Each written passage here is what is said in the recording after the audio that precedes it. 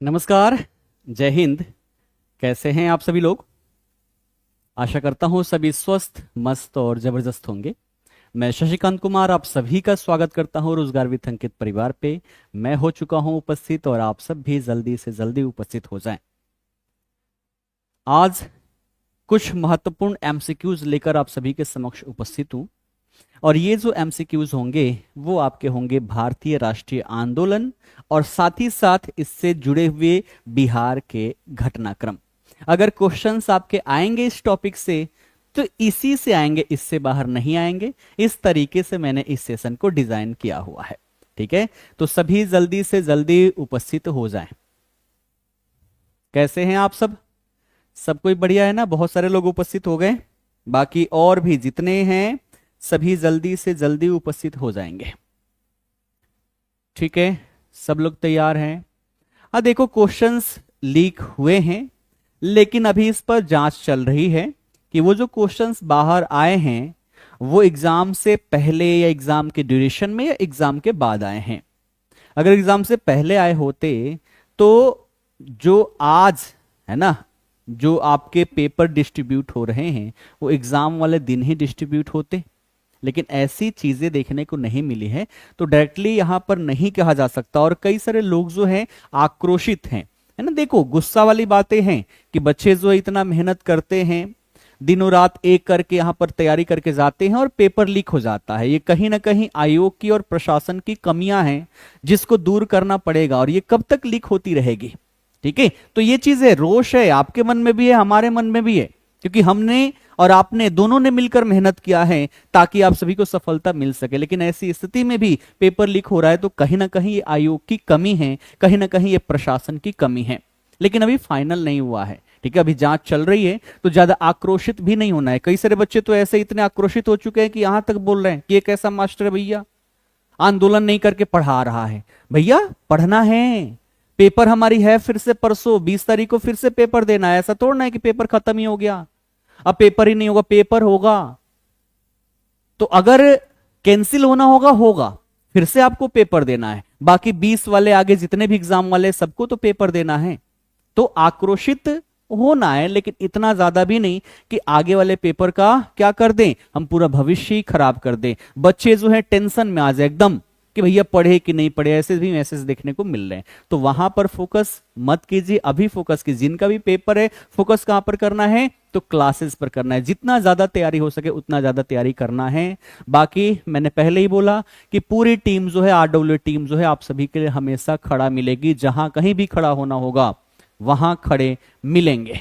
ठीक है, तो उसको लेकर आप निश्चिंत रहें। अभी फिलहाल यहां पर क्या करना है? फिलहाल हमें पढ़ाई करनी है। ठीक है, कुछ भी हो हमें पढ़ाई करते हुए चलना है। ठीक है, तो सब लोग तैयार हैं? करें शुरू। बहुत ज्यादा प्रश्न नहीं है, हर टॉपिक से मैंने एक क्वेश्चन लिया है और एक क्वेश्चन के माध्यम से उस टॉपिक से जुड़े हुए जितने भी घटनाक्रम होंगे उन सभी को कवर करवाते हुए चलूंगा। ठीक है, तो आपको क्या करना है? ध्यान से सुनना है। नोट्स बनाना हो बनाना, मत बनाना। जो पीडीएफ जाएगा उससे आप सभी बार बार रिवाइज करना। ठीक है, क्लियर है? तो आओ करते हैं सेशन की शुरुआत। ठीक है, आज का टॉपिक हम कवर करने वाले हैं भारतीय राष्ट्रीय आंदोलन। ये मूल रूप से मैंने क्वेश्चंस जो यहां पर रखे हुए हैं 16 जुलाई को जो हमारा पेपर हुआ है उसी पेपर के आधार पर कैसे कैसे क्वेश्चंस बन सकते हैं। मैंने किसी से टाइपिंग नहीं करवाया, मैंने खुद बनाया है। ठीक है, 10 बजे क्लास खत्म हुई थी तब से लेकर बैठकर खुद से मैंने अच्छे अच्छे क्वेश्चन जो है आपके एग्जाम के लेवल के हैं उन सभी को मैंने यहां पर खुद से टाइप किया हुआ है ताकि बढ़िया से बढ़िया क्वेश्चंस मैं दे सकूं और उसके ऑप्शन जो है उसके आधार पर सारे टॉपिक को कवर करवा सकूं। ठीक है, क्लियर? चलिए, अब लीक वाली बात हमने कर ली, बार बार मैं नहीं करूंगा और बीच में कोई आकर ये बोले तो सीधे उनको भैया टाइम आउट कर दिया जाएगा। ठीक है, आपके भविष्य के लिए हम खड़े हैं, टेंशन आपको नहीं लेना है। अभी यहां पर फोकस करते हैं। ठीक, चलो आज का पहला प्रश्न हम शुरू कर रहे हैं। कहां से? भारतीय राष्ट्रीय कांग्रेस की स्थापना कब हुई थी? When was the Indian National Congress founded? बताएंगे सभी, इसका सही आंसर क्या हो जाएगा? क्वेश्चन जो है वो आपके एग्जाम के पैटर्न के आधार पर ही है, मजा आ जाएगा, सभी कर लो, इससे बाहर आपके क्वेश्चंस नहीं जाएंगे। चलो सभी बी के साथ जा रहे हैं, जो कि बिल्कुल सही आंसर है 1885। अगर डेट पूछे तो कब? 28 दिसंबर 1885 को स्थापना किया गया। फिर पूछा जाएगा आपसे क्या चीज कि इसका संस्थापक कौन है, क्या पूछा जाएगा? संस्थापक पूछा जाएगा। तो क्या लिखोगे? लिखोगे ए ओ ह्यूम। क्या लिखोगे? ए ओ ह्यूम के द्वारा इसकी स्थापना की गई। फिर पूछा जाएगा इसका स्थान कौन सा है, कहां पर इसकी स्थापना किया गया। ठीक है, तो क्या लिखोगे? लिखोगे बंबई में। कहां पर? बंबई में। बंबई में पूछे कहां पर? तो बंबई का ग्वालिया टैंक। ठीक है, बंबई का जो ग्वालिया टैंक मैदान है, ग्वालिया टैंक, वहीं पर ग्वालिया टैंक में। कहा? तो एक कॉलेज था जिसका नाम था गोकुल दास। क्या नाम था? गोकुल दास संस्कृत विश्वविद्यालय, है ना, संस्कृत कॉलेज। ठीक है, गोकुल दास संस्कृत कॉलेज जो है यहीं पर इसकी स्थापना की गई थी। ठीक है, तो इतने क्वेश्चन जितनी डेटा में लिख दूंगा वो सब अपने आप में क्वेश्चंस होंगे, क्योंकि कल के क्वेश्चन जो सेशन मैंने लिया था वहीं पर आप सभी को बताया भी है कि एक ही टॉपिक से अलग अलग अगर 6 सेट बनाए गए हैं तो 6 में अलग अलग क्वेश्चन है। जैसे एक में पूछ दिया कांग्रेस की स्थापना कब हुई 1885, एक में पूछ देगा किस तारीख को हुई 28 दिसंबर, एक में पूछ देगा संस्थापक कौन है ए ओ ह्यूम, एक में पूछ देगा कहां हुआ था। तो इस प्रकार से क्वेश्चंस यहां पर दिए गए हैं। ठीक है ना, क्लियर? हाँ, पीडीएफ जो है, पीडीएफ भी आप सभी को मिल जाएगा। फास्ट चलूंगा तो ये सारी चीजें मैं कहां लिख पाऊंगा, नहीं लिख पाऊंगा ना। अब देखो, ये जो इंडियन नेशनल कांग्रेस थी, पहले इसका नाम इंडियन नेशनल कांग्रेस नहीं था, है ना। इसका पहले नाम क्या था? इसका पहले नाम जो था वो था इंडियन नेशनल यूनियन। क्या नाम था? इसका नाम था इंडियन नेशनल यूनियन। ठीक है, लेकिन नाम जो है यहां पर इंडियन नेशनल कांग्रेस किसके सुझाव पर किया गया? तो लिख लेना दादा भाई नौरोजी। क्या लिखोगे? दादा भाई नौरोजी के सुझाव पर, नौरोजी के सुझाव पर। ठीक है, तो इसका नाम जो इंडियन नेशनल कांग्रेस किसके नाम पर हुआ? तो दादा भाई नौरोजी के सुझाव पर यह हुआ है। ठीक है, बढ़िया। आगे अगला क्वेश्चन कि भारतीय राष्ट्रीय कांग्रेस का पहला अधिवेशन कहां हुआ था? Where was the first session of Indian National Congress held? बताओ, इसका पहला अधिवेशन जो हुआ था ये कहां पर हुआ था? दिल्ली में, बंबई में, कलकत्ता में या फिर पुणे में? ठीक है, चलो यहां पर सभी बिल्कुल सही जा रहे हैं। जहां पर इसकी स्थापना हुई बंबई, है ना, बंबई में ही क्या हुआ? इसका पहला अधिवेशन किया गया। अब यहां से क्वेश्चन क्या पूछा जाएगा, है ना, कि इसकी अध्यक्षता कब? ये कब हुई? ये 1885 में ही हुई थी। ठीक है ना, 1885 में। और अगर कहे कि इसके अध्यक्ष कौन रहे, तो अध्यक्ष में क्या लिखोगे? लिखोगे WC बनर्जी, व्योमेश चंद्र बनर्जी। क्या नाम था इनका? व्योमेश चंद्र बनर्जी। तो जो पहला अधिवेशन हुआ था 1885 में, उसकी अध्यक्षता व्योमेश चंद्र बनर्जी के द्वारा किया गया था। अगर बात करें दूसरी अधिवेशन, ये कहां पर हुई थी? तो दूसरी अधिवेशन जो होगी वो होगी कलकत्ता में। कहां पर होगी? कलकत्ता में। और पूछे यहां पर अध्यक्ष कौन रहे, तो यहां पर अध्यक्षता करेंगे दादा भाई नौरोजी। कौन करेंगे? दादा भाई नौरोजी। ठीक है, दादा भाई नौरोजी करेंगे। फिर पूछ ले आपसे थर्ड कहां पर हुआ? तो तीसरी प्रेसिडेंसी कौन बची हुई है? बॉम्बे हो गया, कलकत्ता हो गया, तो तीसरा कौन सा होगा? तीसरा होगा मद्रास। तीसरा कौन सा होगा? तीसरा होगा मद्रास। और यहां पर अध्यक्ष आप सभी से पूछे तो क्या लिखोगे? बदरुद्दीन तैयबजी। क्या लिखोगे? बदरुद्दीन तैयबजी। ठीक है, तो ये 3 क्वेश्चन यहां से इंपॉर्टेंट है जो बनते हैं, ध्यान रखना। बदरुद्दीन तैयबजी, ये कब हुआ था? ये हुआ था 1886 में, है ना, और ये हुआ था आपका 1887 में। अगर पूछे कि कांग्रेस के पहले यहां पर मुस्लिम अध्यक्ष, तो यहां पर क्या हो जाएंगे? बदरुद्दीन तैयबजी हो जाएंगे। अब क्वेश्चन एक और बन जाते अपने बिहार से कि बिहार में प्रथम अधिवेशन। ठीक है, क्या बनेगा? बिहार में प्रथम अधिवेशन पूछे तो क्या लिखोगे? लिखोगे ये हुआ था आपका 1912 में। कांग्रेस का 27वां अधिवेशन था। और कहां पर हुआ था? ये हुआ था बांकीपुर पटना में। कहां पर? बांकीपुर पटना में ये हुआ था। और यहां पर अध्यक्ष कौन थे? RN मुधोलकर। ठीक है, RN मुधोलकर के द्वारा इसकी अध्यक्षता की गई थी। आप सभी याद रखना। बढ़े आगे, चलो अगला क्वेश्चन। अगला कह रहे हैं कांग्रेस के किस अधिवेशन में पहली बार पूर्ण स्वराज्य की मांग की गई थी? In which Congress session was the demand for Purna Swaraj made for the first time? बताएंगे। ये क्वेश्चन वेरी वेरी इंपॉर्टेंट है। जितने क्वेश्चन है ना अपने आप में वीवीआई है और जितने भी आपके पेपर होने हैं सब में यहां से क्वेश्चन छपेंगे और कौन कौन से क्वेश्चन पूछे गए हैं अभी ये भी आपको बताते हुए चलूंगा। ठीक है ना। तो इसमें हर वो चीज जो भारतीय राष्ट्रीय आंदोलन से जुड़े हुए सबको मैंने शामिल किया हुआ है। चलिए सभी लोग यहां पर सी के साथ जा रहे हैं और सी जो है ये क्या है, बिल्कुल सही आंसर हो जाता है। जो 1929 में लाहौर अधिवेशन हुआ था यहीं पर पूर्ण स्वराज्य की मांग की गई थी। अब क्वेश्चन यहां से बनेगा कि इसकी अध्यक्षता किसने किया है ना। यहां पर अध्यक्ष कौन रहे, कौन रहे बताएंगे सभी फटाफट कमेंट में, है ना। अध्यक्ष कौन रहेंगे यहां पर, है ना। तो क्या लिखोगे, लिखोगे जवाहरलाल नेहरू। क्या लिखोगे, लिखोगे जवाहरलाल नेहरू। ठीक है, जवाहरलाल नेहरू यहां पर क्या रहते हैं, अध्यक्ष रहते हैं। यहां पर पूर्ण स्वराज्य की मांग की गई और यहीं पर डिस्कस किया गया कि आने वाला जो हमारा 26 जनवरी है, कौन सा, 26 जनवरी 1930, इस दिन हम क्या करेंगे, पूर्ण स्वराज्य दिवस के रूप में मनाएंगे। क्या करेंगे, पूर्ण स्वराज्य दिवस के रूप में मनाया जाएगा। ठीक है, और इसी दिन हमने पहली स्वतंत्रता दिवस हमने मनाया, है ना। पहली स्वतंत्रता दिवस हमने मनाया। कहां पर मनाया, तो वो मनाया रावी नदी के तट पर। रावी नदी के तट पर हमने पहली बार 26 जनवरी 1930 को हमने अपना झंडा फहराया, हमने अपना स्वतंत्रता दिवस मनाया।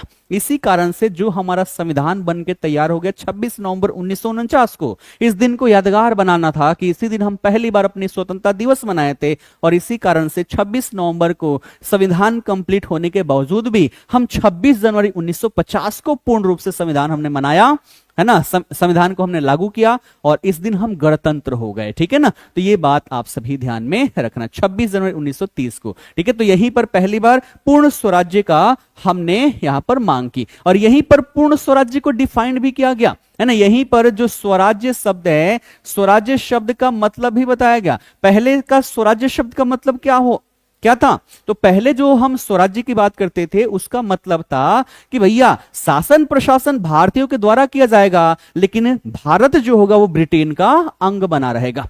तो पहले का स्वराज्य जो हम मांग रहे थे इसका मतलब क्या है कि भारत जो है ब्रिटेन का डोमिनियन स्टेटस बना जाए, है ना। डोमिनियन स्टेट्स रहेगा, कॉलोनी रहेगा, लेकिन शासन प्रशासन भारतीयों के द्वारा किया जाएगा। लेकिन पहली बार यहां पर स्वराज्य का मतलब क्या कहा गया, स्वराज्य का मतलब पूर्ण स्वतंत्रता, है ना। यहां पर कहा गया कि स्वराज्य का मतलब क्या हुआ, पूर्ण स्वतंत्रता हुआ। ये बातें यहां पर डिमांड की गई थी। बढ़े आगे, अब मद्रास वाले में देखा जाए, है ना। तो मद्रास वाले में, है ना, यहां पर साइमन कमीशन का बहिष्कार किया गया था। बहिष्कार करने की बात की गई थी क्योंकि 1927 में साइमन कमीशन का गठन किया गया था। 1928 जो कलकत्ता में हुआ था, है ना, मोतीलाल नेहरू के द्वारा इसकी अध्यक्षता की गई थी। 1931 में जो कराची अधिवेशन हुआ था यहां पर वल्लभ भाई पटेल के द्वारा अध्यक्षता की गई थी और यहां पर पहली बार कांग्रेस के जो यहां पर जो होते हैं ना लिस्ट, उस लिस्ट में जो हमारे फंडामेंटल राइट्स थे, मौलिक अधिकार थे, मौलिक अधिकारों को पहली बार यहां पर शामिल किया गया कि अब इंडियन नेशनल कांग्रेस जो है जो भी कार्य करेगी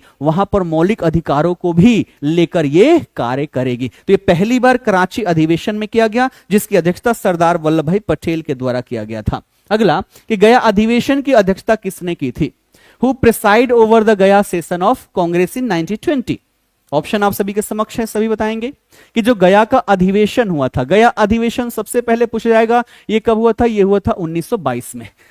ये बिहार में दूसरा था। ठीक है, बिहार में दूसरा अधिवेशन था जो गया में हुआ था और इसकी अध्यक्षता जो किया गया था वो चितरंजन दास के द्वारा किया गया था, CR दास के द्वारा किया गया था। ठीक है, तो बिहार में दूसरा कांग्रेस का ये 37वां अधिवेशन था, बिहार में दूसरा था जो गया में किया गया, चितरंजन दास के द्वारा इसकी अध्यक्षता की गई। अब ये सबसे विशेष हमारे लिए इसलिए हो जाता है क्योंकि यहां पर क्या प्रस्ताव पारित किया गया, यहां पर कांग्रेस के मंच पर एक ऐसा प्रस्ताव पारित किया गया कि जो हमारे इलेक्शंस हैं, इलेक्शंस का बहिष्कार करना है। लेकिन अब हमारे आपके जैसे जो यहां पर लीडर थे इनका कहना था कि नहीं, सरकार के बाहर रहते हुए हमने बहुत सारी डिमांड कर ली और सरकार तो हमारी बात सुनती नहीं है। इससे बढ़िया क्या है कि हमें इलेक्शंस लड़ने हैं, सरकार में जाने हैं, जीत कर जाने हैं और अंदर से क्या करेंगे, अब डिमांड करेंगे। और इसलिए यहां पर कहा गया कि अब हमें क्या करना है, तो हमें इलेक्शंस लड़ने हैं। तो अब देखो यहां पर क्या हो रहा है, एक तरफ कांग्रेस के मंच पर इलेक्शंस का बहिष्कार किया गया और एक तरफ ऐसा वर्ग अब विकसित हो चुका है जो यहां पर कह रहा है कि हमें इलेक्शन लड़ना है और सरकार में भाग लेना है। तो अब दो मत हो गए और दो मत होने के कारण चितरंजन दास ने कहा कि भैया हमें यहां पर क्या करना है, हमें यहां पर अध्यक्षता नहीं करनी है और इन्होंने इस्तीफा दे दिया। क्या कर दिया, इस्तीफा दे दिया। और इस्तीफा देने के पश्चात इनके द्वारा एक पार्टी की स्थापना की जाती है, स्वराज्य पार्टी की, है ना। क्या की जाती है, स्वराज्य पार्टी की स्थापना कर दी जाएगी। कब की जाएगी, ये की जाएगी जनवरी 1923 में। किसके द्वारा, दो लोग, एक यहां पर रहेंगे चितरंजन दास, कौन, चितरंजन दास रहेंगे और दूसरे जो रहेंगे यहां पर मोतीलाल नेहरू, कौन, मोतीलाल नेहरू। और इन दोनों ने मिलकर क्या कर दिया, तो एक नई पार्टी बना दी जिसे स्वराज्य पार्टी कहा गया। चितरंजन दास जो थे इसके अध्यक्ष बनाए गए और मोतीलाल नेहरू जो बनाए गए वो महासचिव बनाए गए। क्या बनाए गए, महासचिव बनाए गए। ये बातें क्लियर है। अब आओ यहां पर बात कर ले, क्या चीज, यहां पर बात कर ले, ठीक, कि इसका प्रथम अधिवेशन कहां पर हुआ। अगर बात करें इसका प्रथम अधिवेशन कब और कहां किया गया, तो ध्यान रखना यह किया गया था मार्च 1923 में। कब किया गया था, मार्च 1923 में। कहां पर, तो यह किया गया था इलाहाबाद में। कहां पर किया गया था, इलाहाबाद में। वर्तमान में इसे प्रयागराज के नाम से जाना जाता है, ठीक है ना। आओ बढ़ते अगले प्रश्न की ओर कि बंगाल विभाजन किस वायसराय के समय हुआ था। Under whose viceroyalty did the partition of Bengal take place. और ऑप्शन आप सभी के समक्ष है, सभी आंसर देंगे। बंगाल विभाजन जो हुआ है ना, वो किस वायसराय के शासनकाल में हुआ है। बहुत बढ़िया, सभी के बिल्कुल सही जा रहे हैं ऑप्शन, है ना। ऑप्शन डी जो यहां पर बिल्कुल सही आंसर है, लॉर्ड कर्जन, है ना, लॉर्ड कर्जन जो है। अब देखो यहां से क्या क्या किया जाएगा, बंगाल विभाजन की बात कर लें तो बंगाल विभाजन की सबसे पहले घोषणा कब की गई, है ना, यह पूछा जाएगा आपसे। तो घोषणा कब की गई, 20 जुलाई 1905 को। कब, 20 जुलाई 1905 को घोषणा कर दी गई कि बंगाल को अब हम दो भागों में डिवाइड कर रहे हैं। ये घोषणा क्यों किया गया, देखो अंग्रेजों ने सबसे पहले अपनी कॉलोनी जो बनाई थी वो किसको, बंगाल को बनाई थी। सबसे पहले इन्होंने जो अपनी नीतियां लागू की वो भी बंगाल वाले क्षेत्र में। और सबसे पहले राष्ट्रीयता अगर कहीं पर विकसित हुआ तो वो भी बंगाल प्रेसिडेंसी के अंतर्गत हुआ।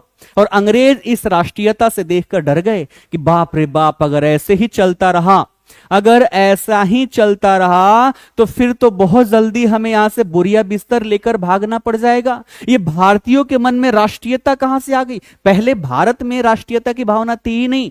यहां पर अलग अलग राजा जो थे, है ना, अलग अलग राजा जो थे, उस राजा के प्रति लोगों का अपना क्या था, प्रेम था, निष्ठा थी। देश के प्रति, राष्ट्र के प्रति निष्ठा नहीं थी। लेकिन यहां पर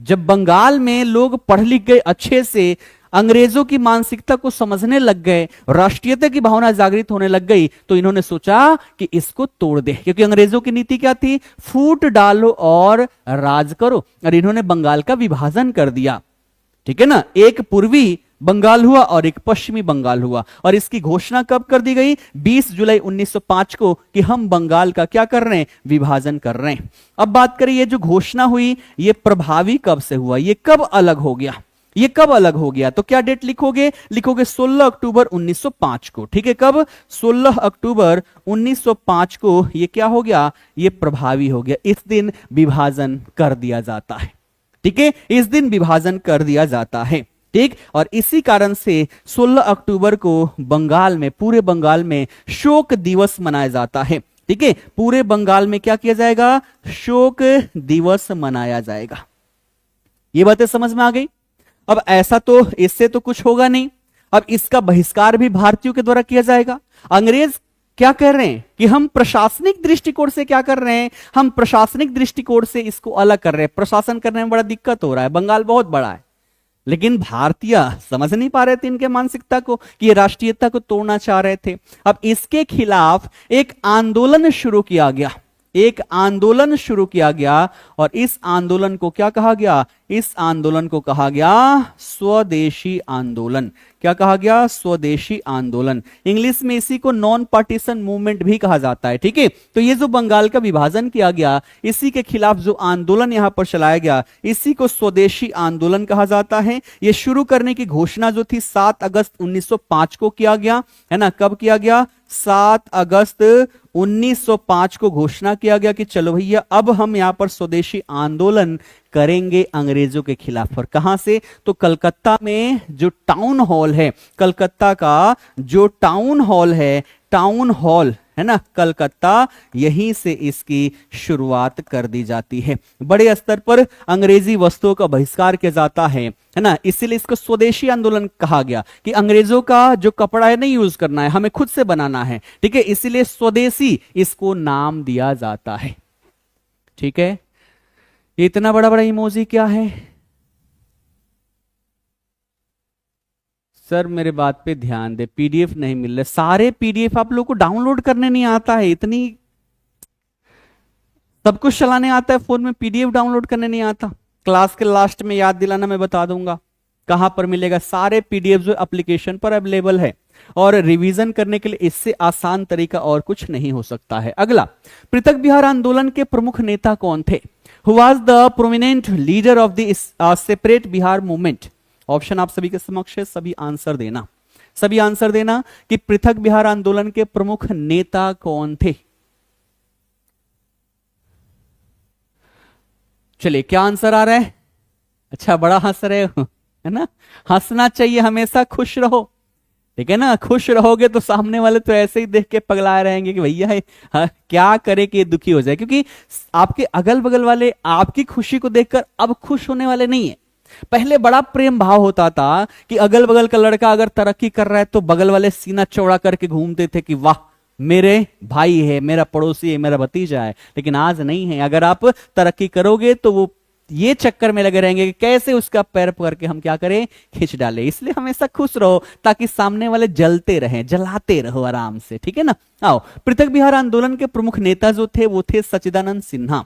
ठीक है, कौन थे? सच्चिदानंद सिन्हा। अभी हमने देखा 1905, ठीक है, 1905 में क्या हुआ? 1905 में स्वदेशी आंदोलन की शुरुआत की गई, नॉन पार्टीशन मूवमेंट की शुरुआत की गई और इसी का आधार बनाते हुए बिहार में अब एक आंदोलन जो है जिसे पृथक बिहार आंदोलन कहा जाता है, यह भी तीव्र स्वरूप धारण कर लेता है। और इसको लीड कौन करते हैं? सच्चिदानंद सिन्हा करते हैं। कौन करेंगे? सच्चिदानंद सिन्हा करेंगे। क्यों करेंगे? क्योंकि बंगाल से अलग करके बिहार को एक नए राज्य के रूप में स्थापित करने के लिए पहले से ही डिमांड थी, लेकिन अब यहां पर यह मौका मिल गया कि स्वदेशी आंदोलन के साथ साथ अगर हम ये मूवमेंट भी चलाएं तो कहीं ना कहीं हमें इसमें सफलता मिलेगी।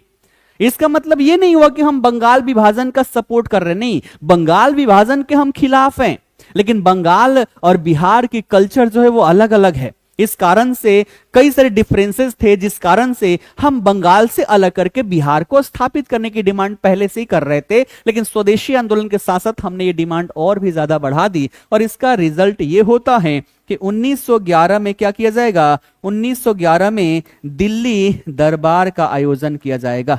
ठीक है, दिल्ली दरबार, ये तीसरा दिल्ली दरबार था, है ना। जॉर्ज पंचम के और उनके, है ना, जो मैरी थी, उनके स्वागत में इसका आयोजन किया गया था। और यहां पर 3 बड़ी घोषणाएं की जाती है। पहली घोषणा क्या किया गया? पहली घोषणा किया गया कि बंगाल विभाजन जो है, बंगाल विभाजन को हम क्या कर रहे हैं? रद्द कर रहे हैं। ठीक है, बंगाल विभाजन को रद्द कर रहे हैं। दूसरी घोषणा की गई कि बंगाल से अलग करके बिहार की स्थापना, है ना, बिहार राज्य की हम क्या कर रहे हैं? स्थापना कर रहे हैं, जिसमें उड़ीसा भी शामिल होगा। ठीक है, उड़ीसा भी क्या होगा? शामिल होगा। तीसरी घोषणा की गई कि जो हमारी राजधानी है, जो अभी तक कलकत्ता हुआ करती थी, राजधानी अब कहां चली जाएगी? राजधानी नई दिल्ली चली जाएगी। और तब से लेकर आज तक भारत की राजधानी जो है नई दिल्ली है। और ये क्वेश्चन जो है आपके पेपर में छपा हुआ है 16 वाले में, देख लो कि नई दिल्ली जो है कब से भारत की राजधानी है।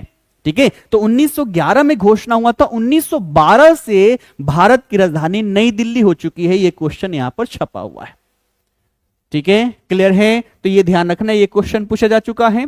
अगला क्वेश्चन ये पूछा गया यहां से कि बिहार से अलग करके उड़ीसा की स्थापना कब की गई थी, ये क्वेश्चन पूछा गया है। तो ये अलग कब कर दिया गया? 1 अप्रैल 1936 को। कब? 1 अप्रैल 1936 को अलग कर दिया गया। ये भी क्वेश्चन आपके 16 वाले एग्जाम में आ रखे हैं। ठीक है, तो ये हो गया। और बिहार की स्थापना दिवस है ना, तो अंततः देखा जाए तो 22 मार्च 1912 को, 22 मार्च 1912 को बिहार की स्थापना कर दी जाती है। और यह भी क्वेश्चन आपसे पूछा गया है कि बिहार दिवस कब मनाया जाता है। ठीक है, बिहार दिवस जो है कब मनाया जाता है? 22 मार्च को। तो इसी बोर्ड से आपके 3 क्वेश्चन पूछे गए हैं। उड़ीसा कब अलग किया गया, बिहार दिवस कब मनाया जाता है, और दिल्ली जो है वो राजधानी कब बनी थी, है ना। तो ये 3 क्वेश्चन जो आपके यहीं से बने हुए हैं। आइए बढ़ते हैं अगले प्रश्न की ओर कि बिहार और उड़ीसा को अलग अलग राज्य कब बनाया गया। हाँ देखो, इसी प्रकार से आपके क्वेश्चन पूछे गए थे। ठीक है, क्या क्वेश्चन कर रहा है? क्वेश्चन कर रहा है ना, कि बिहार और उड़ीसा को अलग अलग राज्य कब बनाया गया। यही क्वेश्चन आपके पूछे गए थे। तो क्या हो जाएगा? 1936 हो जाएगा। 1936 में देखे कब? तो 1 अप्रैल को। ठीक है, 1 अप्रैल 1936 को इससे अलग करके उड़ीसा एक नए राज्य के रूप में स्थापित हो जाता है। फिर देखे तो झारखंड की भी स्थापना यहां पर कर दी जाती है। ठीक है, तो झारखंड की अगर कहें कि इसकी स्थापना कब की गई, तो इसकी भी स्थापना बिहार से अलग करके कब किया गया? ये किया गया 15 नवंबर 2000 को। ठीक है, 15 नवंबर 2000 को बिहार के दक्षिणी 18 जिले मिलाकर, बिहार के दक्षिणी जो 18 जिले थे, 18 जिले मिलाकर, ठीक है, और इस 18 जिलों में देखा जाए तो लगभग बिहार का 46%, बिहार का 46% भूभाग था। ये लगभग में है, 45.85 था, लगभग में आपका 46% भूभाग था। इतने को मिलाकर 2000 में झारखंड को एक नए राज्य के रूप में स्थापित कर दिया जाता है। ठीक है ना। अगला क्वेश्चन कि एनी बेसेंट ने होम रूल लीग की स्थापना कब की थी? When did Annie Besant establish her home rule league? मार्च 1915 में, सितंबर 1916 में, जुलाई 1916 में, या फिर जनवरी 1917 में? बताएंगे इसका सही आंसर क्या होगा। ठीक है, होम रूल लीग आंदोलन की शुरुआत क्यों की गई, है ना। पहले तो हम इस पर डिस्कशन कर लें ताकि खोपड़िया में एक मूवी क्रिएट हो जाए।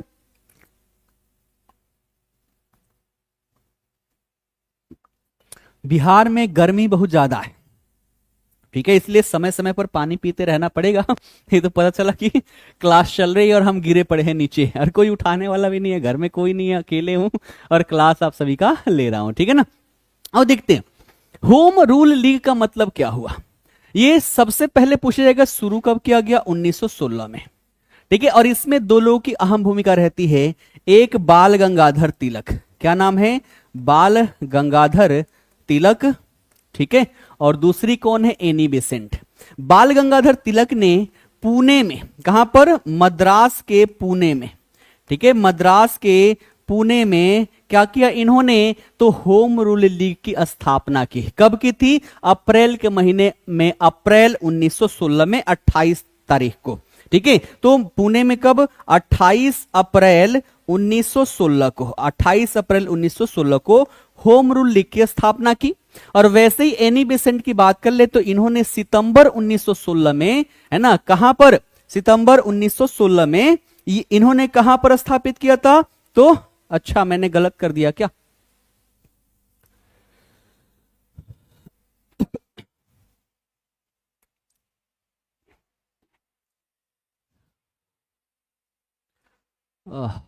गर्मी इतनी ज्यादा है अभी रूम में एसी, क्योंकि स्टूडियो यहां से ले गए तो एसी वेसी सारे हट गए, इतने पसीने हो रहे हैं। ठीक है, पुणे हो गया। मद्रास में तो इन्होंने किया था ना, यहां पर थोड़ा सा मेरे दिमाग में नहीं आ रहा, थोड़ा सा कमेंट करना। नहीं, यहां पर थोड़ा सा कंफ्यूजन में आ गया मैं। एनी बेसेंट और बाल गंगाधर तिलक, यहां से देखा जाए तो मद्रास में, है ना, मद्रास में इन्होंने क्या किया? तो होम रूल लीग की स्थापना कर दी। और सितंबर की बात कर ले, है ना, सितंबर में 1 सितंबर को, है ना, सितंबर में 1 सितंबर को इन्होंने पुणे में, है ना। इन दोनों में से कहीं ना कहीं थोड़ा सा अलग था, यही मेरे दिमाग में थोड़ा सा डाउट आ रहा है, बस 1 मिनट वेट करना, है ना।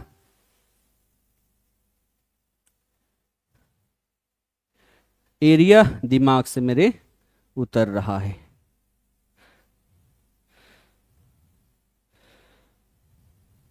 कहाँ, कार्यक्षेत्र महाराष्ट्र, ठीक है। और इनका बात कर ले,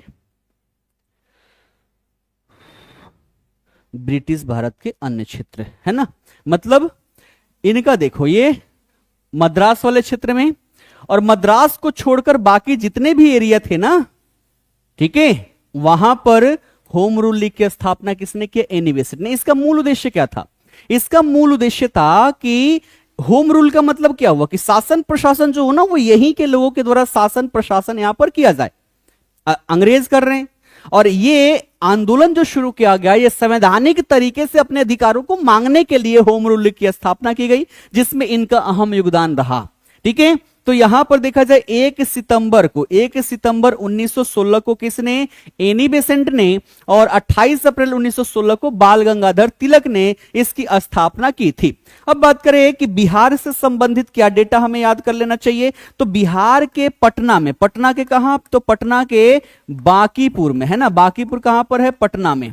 यहां पर क्या किया गया? यहां पर होम रूल लीग की स्थापना की गई 16 दिसंबर 1916 को। कब किया गया? 16 दिसंबर 1916 को होम रूल लीग की स्थापना कर दी गई। किसके द्वारा? मौलाना मजहरुल हक के द्वारा। किसके द्वारा? तो ध्यान रखना यहां पर, मौलाना मजहरुल हक, ठीक है। मौलाना मजहरुल हक जो है, इनके द्वारा स्थापना की जाता है पटना के बांकीपुर में। तो क्वेश्चन बनेगा, होम रूल लीग की स्थापना किसने किया? मौलाना मजहरुल हक ने। बिहार में कहां पर हुआ? तो बांकीपुर पटना में। ये बातें ध्यान रखिएगा। और उसके बाद पूछा जाएगा कि एनी बेसेंट जो है ये पटना कब आई? तो 2 बार इस मूवमेंट के दौरान पटना आई थी। पहली बार 18 अप्रैल 1918 को, ठीक है, 18 अप्रैल 1918 को पहली बार आई थी, और दूसरी बार जुलाई में 25 तारीख को आई थी, है ना, 25 जुलाई 1918। तो ये 2 बार बिहार में आती है, और जब लीडर इससे जुड़ा हुआ बिहार में आएगा तो क्या होगा? आंदोलन और भी ज्यादा यहां पर तीव्र हो जाएगी, ठीक है। आइए बढ़ते अगले प्रश्न की ओर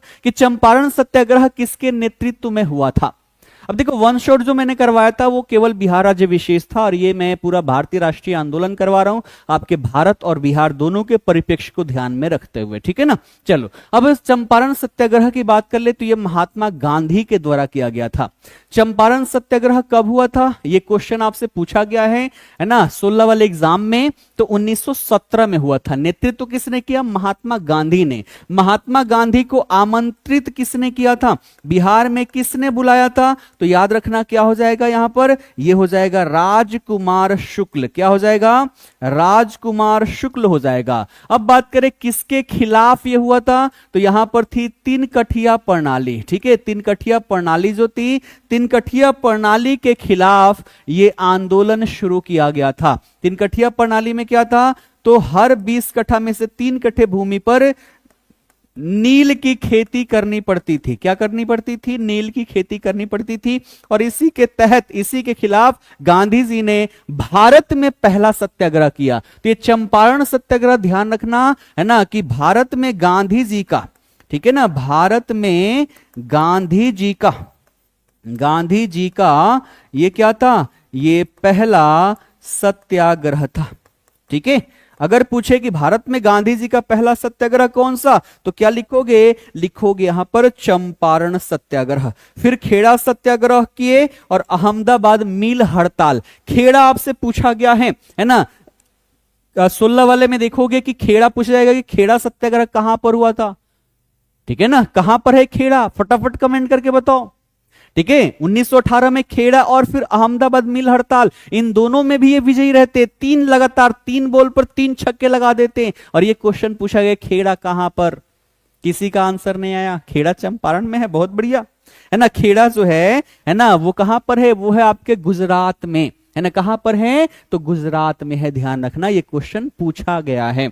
अगला क्वेश्चन देखते हैं। अगला कि किस आंदोलन के साथ खिलाफत आंदोलन को जोड़ा गया था? द खिलाफत movement was merged with which other movement? Jallianwala आंदोलन, होम रूल आंदोलन, असहयोग आंदोलन, या फिर भारत छोड़ो आंदोलन? बताओ इसका सही आंसर क्या हो जाएगा? चलिए देखो, खिलाफत आंदोलन के संदर्भ में हमने पढ़ा था, ये कब हुआ? ये हुआ था 1919 में। अगर पूछा जाए क्यों हुआ था, तो जो तुर्की है ना, तुर्की में जो खलीफा का पद है, ठीक है, खलीफा का पद हुआ क्या, ये किससे जुड़ा हुआ है? ये फर्स्ट वर्ल्ड वॉर से जुड़ा हुआ है, ठीक है, प्रथम विश्व युद्ध से जुड़ा हुआ है। और इस प्रथम विश्व युद्ध में तुर्की का बंदरबांट कर दिया जाता है, खलीफा का पद जो है समाप्त कर दिया जाता है ब्रिटेन के द्वारा। और खलीफा जो है वो मुस्लिम धर्म में सबसे सम्मानीय क्या है? स्थान है। और फिर से खलीफा के पद को स्थापित करने के लिए भारत में एक आंदोलन चलाया जाता है जिसे खिलाफत आंदोलन कहा जाता है। अगर पूछे इसका नेतृत्व यहां पर किसने किया, है ना, अगर पूछे इसका नेतृत्व, तो दो नाम आप सभी को याद होगा। अगर इसका नेतृत्व देखे तो शौकत अली और मोहम्मद अली, है ना, यहीं पर लिख देता हूं। इसका नेतृत्व देखें तो नेतृत्व किसने किया? तो नेतृत्व दो लोगों ने, यहां पर कौन? शौकत अली, ठीक है, शौकत अली व मोहम्मद अली, ठीक है, मोहम्मद अली, इन दोनों के नेतृत्व में इसकी शुरुआत यहां पर किया गया। गांधी जी भी इससे जुड़ते हैं। जब दिल्ली में इन लोगों का जो कमेटी की अध्यक्षता की जाती है, उसकी अध्यक्षता गांधी जी करते हैं। और इसका कई बार देखा जाए, कई सारे लोगों ने आलोचना भी किया कि जो धर्म से जुड़ा हुआ आंदोलन है उसको गांधी जी ने क्यों लीड कर लिया? गांधी जी हिंदू हैं, मुस्लिम धर्म से जुड़ा हुआ है। तो गांधी जी जो थे ना, ये बड़े तगड़े, बड़े सोच वाले व्यक्ति थे, और इन्होंने इस आंदोलन को भारत में हिंदू मुस्लिम एकता के रूप में देखा। एक तरफ अंग्रेज जो हैं वो हिंदू मुस्लिम को तोड़ने का प्रयास कर रहे हैं, गांधी जी ने हिंदू मुस्लिम एकता के रूप में इसको देखा। और जो दिल्ली में अधिवेशन हुआ है ना, इनकी जो अध्यक्षता की गई वो गांधी जी के द्वारा की जाती है, ठीक है। तो 1919 में यह किया जाता है, ठीक। अब बात करें कि किस आंदोलन से जोड़ दिया गया, तो इस टाइम पीरियड पर कौन सा आंदोलन चला था? असहयोग आंदोलन। इसी खिलाफत आंदोलन में गांधी जी ने पहली बार असहयोग शब्द का प्रयोग किया था कि अब हमें अंग्रेजों के खिलाफ क्या करना चाहिए? असहयोग करना चाहिए, नॉन कोऑपरेशन करना चाहिए। और आगे चलकर असहयोग आंदोलन जो कब शुरू हुआ था? 1920 में। असहयोग आंदोलन कब? 1920 में 1 अगस्त को शुरू होता है। इसके साथ इसको जोड़ दिया जाता है। भारत छोड़ो आंदोलन आपसे पूछा जाए तो कब क्या लिखोगे? 1942, 1942 में भारत छोड़ो आंदोलन हुआ। होम रूल लीग की आंदोलन अभी हमने बात की, 1916 में इसकी शुरुआत की गई, है ना। जालियांवाला बाग हत्याकांड कब हुआ? 1919 में हुआ था, ठीक है ना। क्लियर। बढ़ते हैं अगले प्रश्न की ओर। अगला कह रहा है कि महात्मा गांधी भारत कब लौटे थे? महात्मा गांधी भारत कब लौटे हुए थे? बताएं, महात्मा गांधी भारत कब लौटे हुए थे? बहुत बढ़िया, 1915। जितने लोग 1915 वाले हैं बिल्कुल क्या है? सही है। 1915 में 9 जनवरी को ये लौटे हुए थे। कहां से? तो ये लौटे हुए थे दक्षिण अफ्रीका से। कहां से? तो दक्षिण अफ्रीका, ठीक है, दक्षिण अफ्रीका से ये लौटे हुए थे 1915 में, 9 जनवरी को। इसलिए 9 जनवरी को हम क्या मना लेते हैं? प्रवासी भारतीय दिवस, ठीक है। प्रवासी भारतीय दिवस हम कब मनाते हैं? 9 जनवरी को, क्योंकि इसी दिन साउथ अफ्रीका से गांधी जी वापस भारत लौट के आते हैं, 9 जनवरी 1915 को, ठीक। अब देखो इससे पहले इन्होंने क्या क्या किया। अब यहां आए तो आने के पश्चात इनके जो राजनैतिक गुरु थे, ये भी ध्यान रखो, यहां से क्वेश्चन बनेगा। राजनैतिक गुरु कौन थे? ये भी क्वेश्चन पूछा गया है, इस एग्जाम में नहीं लेकिन पीछे बिहार दरोगा के एग्जाम में पूछा गया। राजनैतिक गुरु इनके कौन थे? तो गोपाल कृष्ण गोखले। कौन थे? यहां पर थे गोपाल कृष्ण गोखले। गोपाल कृष्ण गोखले इनके क्या थे? राजनैतिक गुरु थे। और जाके गुरु जी से मिले कि देखो अंग्रेजों को हमने क्या कर दिया, तो साउथ अफ्रीका में पराजित कर दिया। साउथ अफ्रीका में ही उन्होंने फर्स्ट क्लास की टिकट ली थी ट्रेन की, लेकिन फर्स्ट क्लास का टिकट होने के बावजूद भी अंग्रेजों ने इनको काला कहकर और फर्स्ट क्लास से धक्का मारकर बाहर स्टेशन पर फेंक दिया था। और वहीं पर इन्होंने ठाना कि ये भेदभाव जो है इस खत्म करके ही जाऊंगा, और ये यहां पर लड़ते भी हैं। और वहां पर साउथ अफ्रीका में ये अंग्रेजों को हरा कर आएंगे। यहां पर आते हैं, गोपाल कृष्ण गोखले से मिलने के लिए जाते हैं कि गुरुजी मजा आ गया, वहां पर तो मैंने अंग्रेजों को हरा दिया, भारत में भी हराना चाह रहा हूं। गोपाल कृष्ण गोखले ने बोला कि इतनी जल्दीबाजी नहीं, जल्दीबाजी मत करो, पहले भारत को जाकर देखो, समझो। साउथ अफ्रीका की सिचुएशन कुछ अलग है, भारत की सिचुएशन क्या है? कुछ अलग है। ठीक है, तो पहले भारत में अगर कुछ करना है तो पहले भारत को समझना पड़ेगा और फिर ये भारत को देखते हैं, भ्रमण करते हैं। ठीक है ना, क्लियर है। तो 1915 में ये आते हैं। वहीं पर देखा जाए साउथ अफ्रीका में ही 1894 में इन्होंने कुछ किया हुआ था, जहां से क्वेश्चन बनता है क्या चीज, तो वही साउथ अफ्रीका में नटाल इंडियन कांग्रेस की स्थापना इन्होंने किया था। ठीक है, नटाल इंडियन कांग्रेस की स्थापना, कांग्रेस की स्थापना किसने किया था? गांधी जी ने। कहां पर किया था? तो ये किया था साउथ अफ्रीका में। ठीक है, कहां पर? तो साउथ अफ्रीका में इसकी स्थापना गांधी जी के द्वारा 1894 में किया गया था। 1904 में इन्होंने फिनिक्स आश्रम की स्थापना भी की थी। 1904 में, है ना, किसकी? तो फिनिक्स आश्रम की स्थापना, फिनिक्स आश्रम की स्थापना इन्होंने किया था। कहां पर? तो डरबन में, है ना, साउथ अफ्रीका के डरबन में। ये भी बात आप सभी ध्यान में रखना। और यहां पर आने के बाद ही ये 1917 में एक सत्याग्रह करेंगे जिसे चंपारण सत्याग्रह कहा जाएगा और इसमें ये विजयी भी रहेंगे। अगला, गांधी जी द्वारा शुरू किया गया पहला अखिल भारतीय आंदोलन कौन सा था? Which was the first all India movement launched by Mahatma Gandhi? Champaran, असहयोग, भारत छोड़ो या फिर सविनय अवज्ञा? बताओ इसका सही आंसर क्या हो जाएगा। गांधी जी के द्वारा शुरू किया गया पहला अखिल भारतीय आंदोलन कौन सा था? चलो ए के साथ जा रहे। ए, अखिल भारतीय का मतलब हुआ जो पूरे भारत के स्तर पर हुआ। चंपारण सत्याग्रह 1917 में हुआ, लेकिन ये अखिल भारतीय नहीं था, ये तो बिहार में हुआ ना, केवल बिहार में ये रहा। उसके बाद खेड़ा, अहमदाबाद मिल, ये सब देखे तो आपके गुजरात में रहे, ये भी क्या रहा? क्षेत्रीय रहा। अगर बात करें पहला अखिल भारतीय जो पूरे भारतीय स्तर पर इसका प्रभाव रहा, तो ये कौन सा रहेगा? ये रहेगा असहयोग आंदोलन, है ना, असहयोग आंदोलन। पूछा जाएगा कि इसका प्रारंभ कब हुआ, तो क्या लिखोगे? 1 अगस्त 1920। ठीक है, 1 अगस्त 1920 को अखिल भारतीय आंदोलन के रूप में असहयोग आंदोलन की शुरुआत यहां पर कर दी जाती है। ठीक है ना। उसके बाद पूछा जाएगा कि इसका समापन इन्होंने क्यों कर दिया, है ना, इसका समापन इन्होंने क्यों कर दिया? तो समापन जो किया था वो चौरी चौरा कांड की वजह से। कौन सी? तो चौरी चौरा कांड। ठीक है, चौरी चौरा कांड ये कब हुआ था? ये हुआ था आपका 4 फरवरी 1922 को। इसमें हुआ क्या था कि यहां पर शांति प्रिय तरीके से लोग अंग्रेजों का विरोध कर रहे थे, लेकिन यहां पर क्या था? जेल था चौरी चौरा में, और पुलिस वाले से थोड़ी सी झड़प हुई तो उन लोगों ने गोली चला दिया। तो ये सब क्या हो गए? आक्रोशित हो गए और दौड़ पड़े इनको कूटने के लिए। सबके मन में तो ऐसे ही था कि भैया अंग्रेज मिलो, एक बार पकड़ के कूट देते हैं।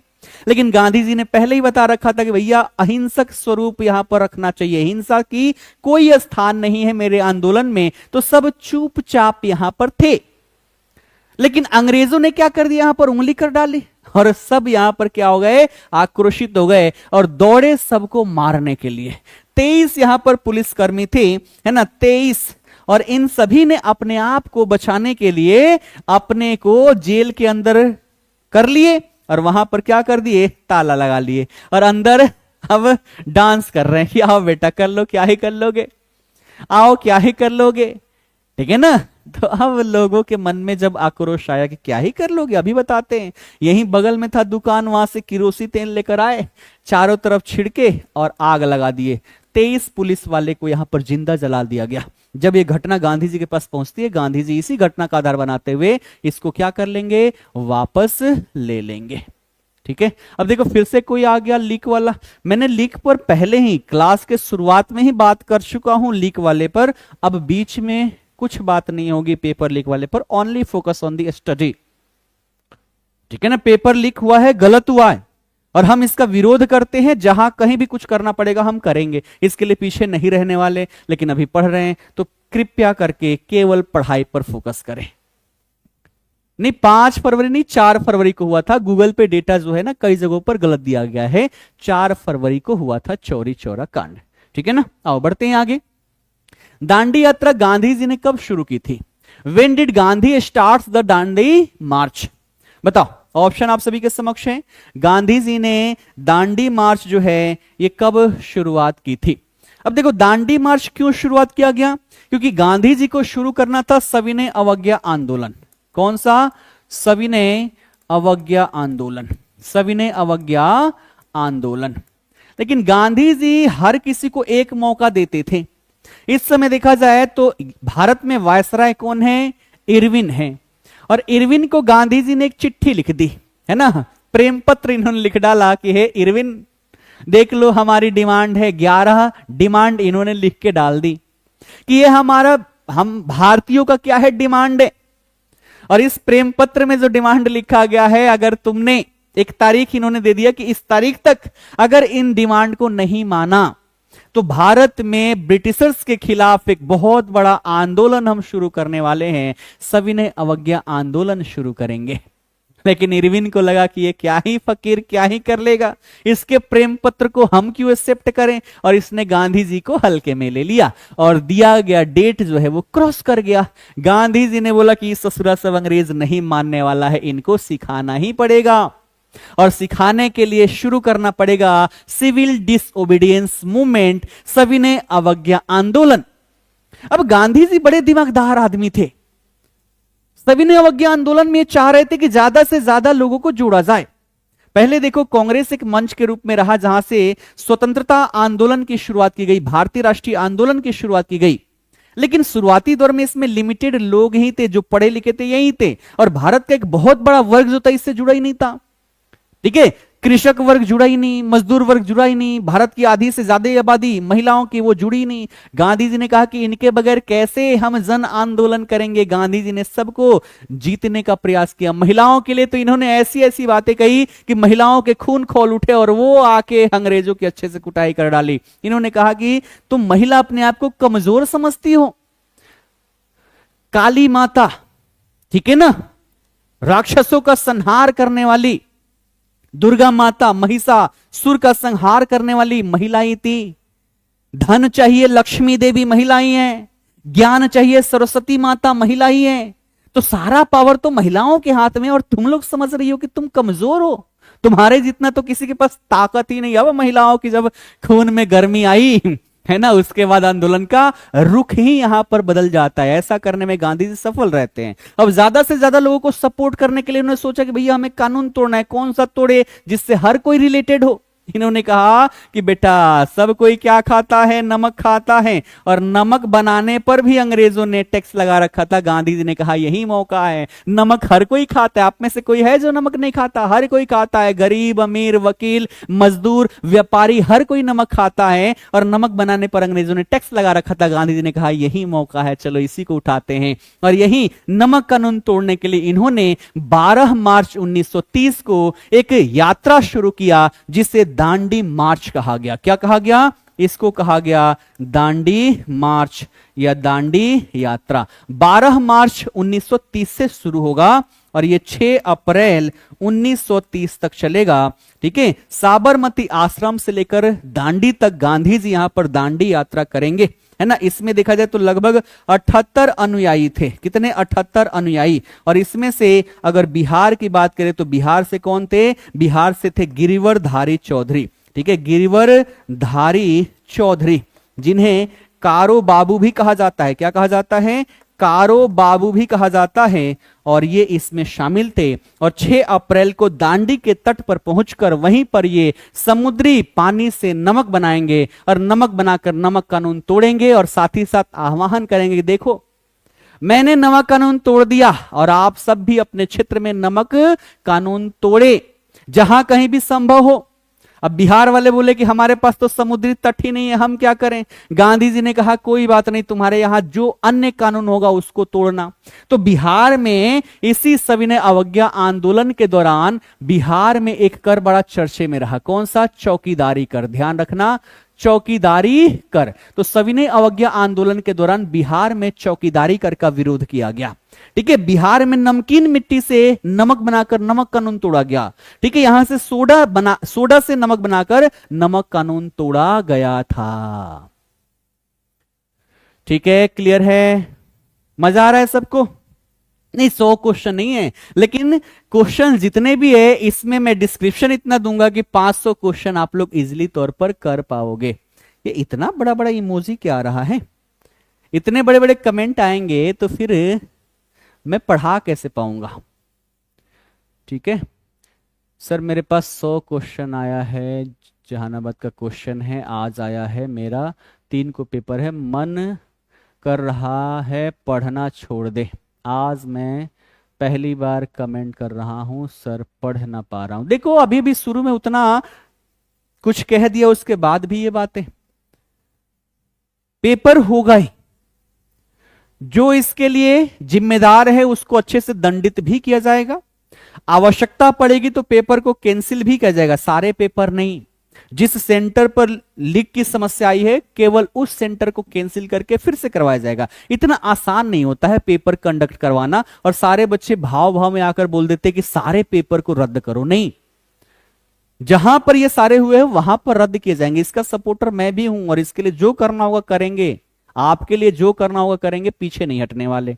ठीक है, लेकिन एक घटना हो गई, इसको लेकर आप मन अपना तोड़ ले, डिमोटिवेट हो जाए कि आपने वाले पेपर में आपका परफॉर्मेंस ही अच्छा ना हो, ये एक प्रकार का देखा जाए ना प्रोपोगेंडा भी होता है कई सारे लोगों का, कि कई सारे जब एक पेपर अगर लीक करवा दे या ऐसा कुछ हो जाए तो बाकी मैक्सिमम कैंडिडेट जो है वो डीमोटिवेट हो जाएंगे। डीमोटिवेट हो जाएंगे तो बढ़िया से पढ़ेंगे नहीं, बढ़िया से पढ़ेंगे नहीं तो कंपटीशन कम हो जाएगा, और वैसे लोग, कई सारे लोग क्या हो जाएंगे, बाहर हो जाएंगे, और कुछ लोगों का बल्ले बल्ले हो जाएगा। ठीक है, तो यहां पर ध्यान मत दो ना, पढ़ाई पर ध्यान दो। बाकी हम आए ना, हमारे ऊपर आरडब्ल्यू टीम है ना, इतने सारे टीचर्स हैं, सबके ऊपर, उनके ऊपर छोड़ दो, ये आपके भविष्य के लिए हर एक चीज करने के लिए क्या है, तैयार हैं। अभी फोकस यहां पर करो। ठीक है, तो यहां पर 12 मार्च 1930 को दांडी यात्रा शुरू किया गया, और इसी के तहत दांडी में नमक कानून तोड़कर गांधी जी ने क्या कर लिया, तो गांधी जी ने यहां पर क्या किया,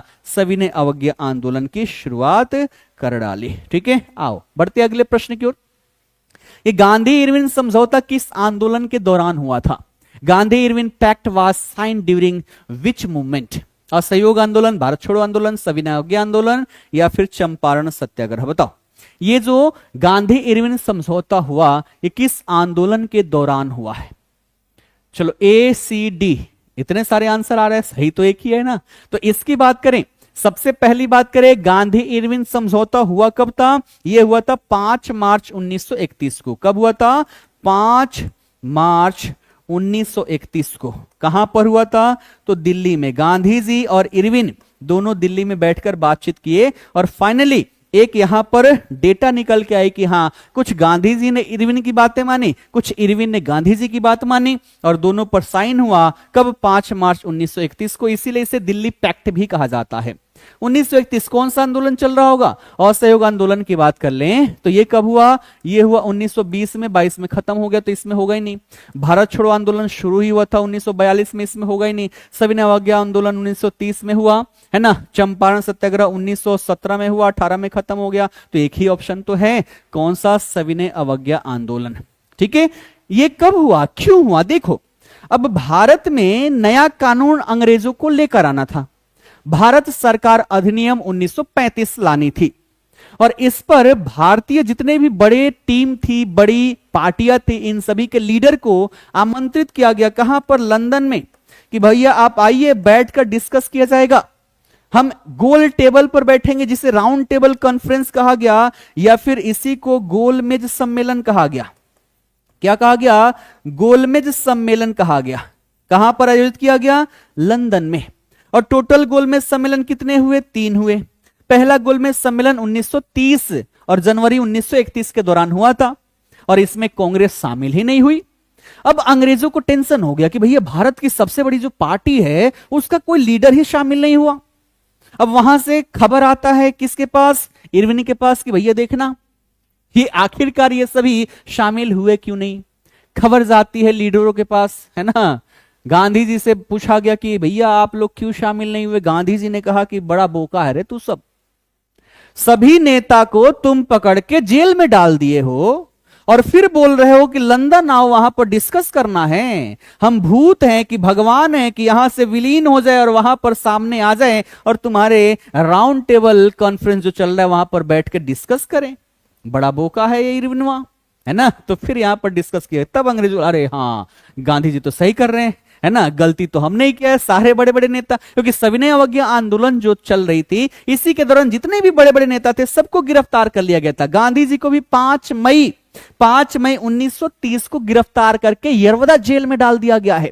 और जब सारे नेता जेल के अंदर है तो कहां से पहुंच जाएंगे वहां पर, है ना। तो यहां पर अब दोनों में क्या हुआ, डिस्कशन हुआ, कुछ बातें सामने आई। गांधी जी ने कहा कि ठीक है हम आएंगे सविनय अवज्ञा आंदोलन में, लेकिन सबसे पहले जितने भी नेताओं को आपने जेल में डाला है इनको रिहाई कर लो, ठीक है। तो इरविन ने कहा कि आप आइए शामिल होने के लिए, गांधी जी ने ठीक कहा कि ठीक है हम आएंगे। और गांधी जी पहुंच जाते हैं कहां पर, तो लंदन में पहुंच जाएंगे और वहां पर जाकर ये राउंड टेबल कॉन्फ्रेंस में हिस्सा लेंगे, ठीक है ना, क्लियर है।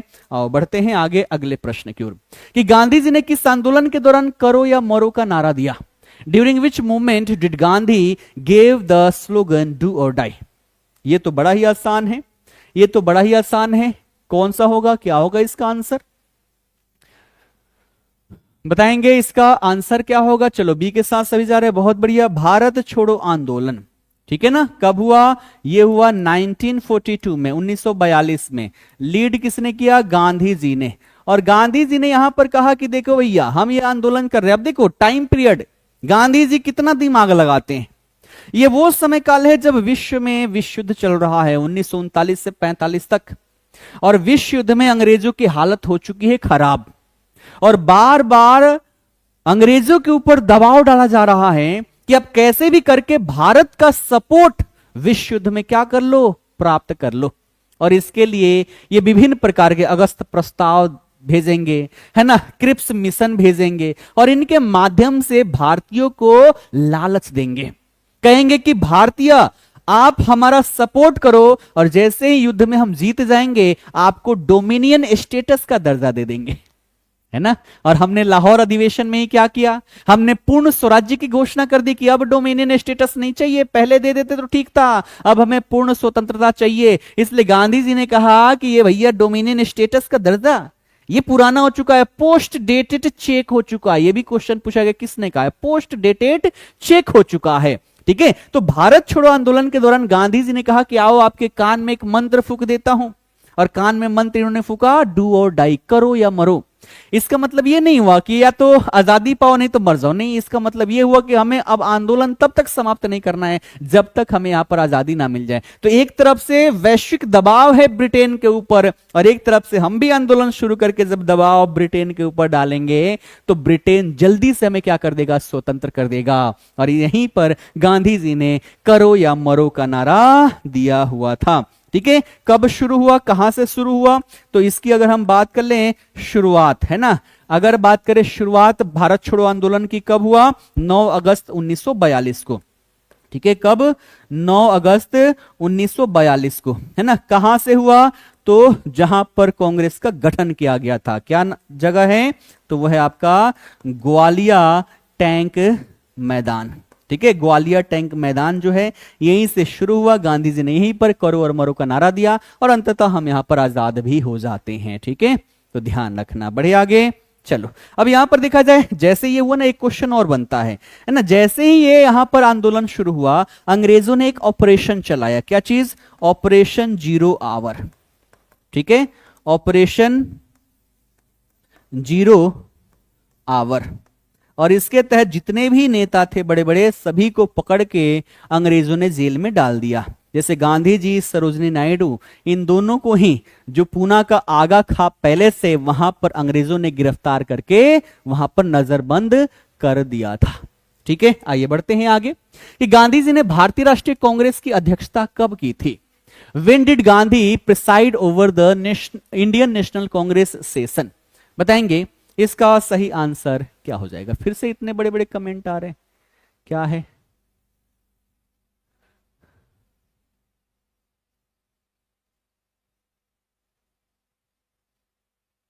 चलिए ठीक है, क्लास के बाद मैं चेक कर लूंगा, पीडीएफ नहीं होगा मैं तुरंत अपलोड करवाऊंगा, ठीक है ना। चलो ठीक है, क्या होगा इसका सही आंसर।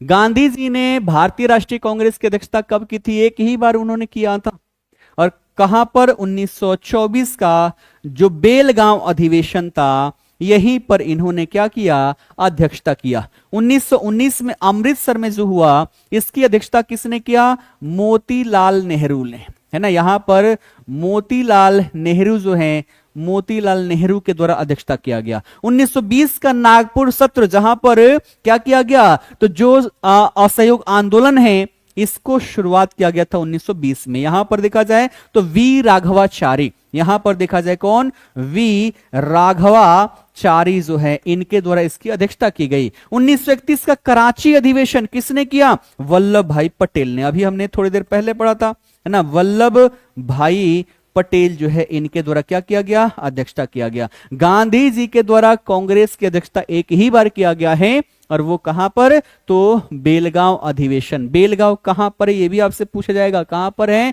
तो ये है आपके कर्नाटक में, ठीक है। कहां पर है, तो ये है आपके कर्नाटक में। 1924 में हुआ, यहीं पर अध्यक्षता इनके द्वारा किया गया है, ठीक है। बढ़िए आगे। अब अगला प्रश्न कि रॉलेट एक्ट का अहिंसक विरोध दिवस कब मनाया गया। अहिंसक विरोध दिवस किसका, रॉलेट एक्ट का, ये कब मनाया गया। When was the non-violent protest day of Rowlatt Act observed? बताएंगे इसका सही आंसर क्या होगा। रॉलेट एक्ट आप सभी को पता ही होगा, है ना, कि सबसे पहले 1905 और 7 की हम बात करेंगे तो इस समय काल से भारत में क्रांतिकारी आंदोलन जो है, क्रांतिकारी आंदोलन की शुरुआत हो जाती है। किसकी, क्रांतिकारी आंदोलन की शुरुआत हो जाती है। क्यों, अब देखो, शुरुआती दौर में कांग्रेस को जो लीड कर रहे थे वो नरम दल के नेता थे, और अंततः देखा जाए तो अंग्रेजों ने राष्ट्रीयता को तोड़ने के लिए बंगाल का विभाजन कर दिया 1905 में। तो जो गरम दल के नेता थे उन्होंने कहा कि देख लो, है ना, बुढ़ऊ लोग ऐसे ही कहते थे, है ना, कि देख लो बुढ़ऊ लोग, तुम लोग लीड कर रहे थे, हम बार बार कहते रहे कि अंग्रेज जो है ये रिक्वेस्ट करने से नहीं मानेंगे, इनको पकड़ के कूटना पड़ेगा, पकड़ के अच्छे से कूटना पड़ेगा, तब जाके ये हमारी डिमांड को पूरी करेंगे। और आप रिक्वेस्ट कर रहे हो, देखो रिक्वेस्ट का नतीजा क्या हुआ, इन्होंने बंगाल को ही 2 भागों में विभाजित कर दिया। और अब इसके बाद से 1905-7 से क्रांतिकारी आंदोलनों की शुरुआत हो जाएगी, गोले बारूद की राजनीति की शुरुआत हो जाएगी, और जहां कहीं भी अंग्रेज मिलेंगे पकड़ के कूट दिया जाएगा इनको अच्छे से। और इतनी कुटैया हो गई कि अंग्रेज दहशत में जीने लग गए, डर डर के जीने लग गए। अब अंग्रेजों में ये जो डर था, इस डर को कम करने के लिए क्या कहा गया, सबसे पहले तो 1917 में क्या किया गया, 1917 में एक समिति का गठन किया गया, और इस समिति को कार्य दिया गया कि भैया ये जो क्रांतिकारी आंदोलन है कैसे इसको हम नियंत्रित करें, इस पर आप थोड़ा सा रिसर्च करो और अपने सुझाव दो। और इस समिति का अध्यक्ष कौन था, इसका अध्यक्ष जो था वो था सिडनी रॉलेट। कौन था, तो ये था सिडनी रॉलेट था। और इसी ने कुछ यहां पर क्या किया, इस समिति ने कुछ सुझाव दिया, और इसी सुझाव को एक्ट में बदल दिया गया। इसी को कहा गया रॉलेट एक्ट। क्या कहा गया, रॉलेट एक्ट कहा गया। कब आया ये, 1919 में आया, ठीक है। कब आया, रॉलेट एक्ट जो है फाइनली 1919 में इसे लागू किया जाता है। इसमें जो प्रांतीय सरकार थी उसको इतना अधिकार दिया जाता है कि आप बिना वारंट के किसी भी व्यक्ति को गिरफ्तार कर सकते हैं। उसका जो बंदी प्रत्यक्षीकरण का अधिकार है कि गिरफ्तार करने के 1 घंटे के अंदर आप उसको जो मजिस्ट्रेट है उसके समक्ष प्रस्तुत करना है, मत करो। जो न्यायालय है, न्यायालय को ऐसी पावर दे दी गई कि वैसे साक्ष्यों को भी मान्य कर सकती है जो मान्य नहीं होता है अब तक। और इसलिए इसको क्या कहा गया, रॉलेट एक्ट को काला कानून कहा गया। क्या कहा गया, काला कानून कहा गया। इसमें आप वकील नहीं कर सकते, इसीलिए इसको बिना वकील, बिना दलील, बिना अपील कानून कहा गया। इसके खिलाफ आप कहीं पर अपील भी नहीं कर सकते, इसलिए इसको बिना वकील, बिना दलील, बिना 3 था ना, बिना अपील, बिना दलील, बिना वकील कानून कहा गया, काला कानून कहा गया। ठीक है। मूल उद्देश्य क्या था, क्रांतिकारी गतिविधियों को नियंत्रित करना, क्रांतिकारी गतिविधियों को नियंत्रित करना। और इसके खिलाफ गांधी जी ने कहा कि बेटा इतना खतरनाक चीज है, इसका तो विरोध हमें करना ही पड़ेगा, है ना। तो गांधी जी के नेतृत्व में, है ना। गांधी जी के नेतृत्व में इसके खिलाफ अहिंसक विरोध दिवस जो मनाया गया वो 6 अप्रैल 1919 को मनाया गया। कब मनाया गया? 6 अप्रैल 1919 को। ये हमारा सही आंसर है, ठीक है ना। 13 अप्रैल को तो क्या होगा? जालियांवाला बाग हत्याकांड, अंग्रेजों के द्वारा किया गया अब तक का सबसे धूर्त वाला काम, ठीक है ना। क्लियर है? तो 6 अप्रैल 1919 आप सभी ध्यान रखना। बढ़िया आगे। अगर पूछा जाए रॉलेट एक्ट किसके शासनकाल में आया, तो यहां पर कौन था? चेम्सफोर्ड, है ना। वायसराय कौन था? यह भी याद रखना, इस समय वायसराय जो था वो था चेम्सफोर्ड, ठीक है। कौन था? चेम्सफोर्ड था, ध्यान रखना, यह भी क्वेश्चंस बन सकता है। अगला कह रहा है कि जालियांवाला बाग हत्याकांड कब हुआ था? When did the Jallianwala Bagh massacre take place? बताओ इसका सही आंसर क्या होगा। ये क्वेश्चन तो वेरी वेरी इंपॉर्टेंट में जाएगा, ध्यान रखना, ये क्वेश्चन वेरी वेरी इंपॉर्टेंट में जाने वाला है।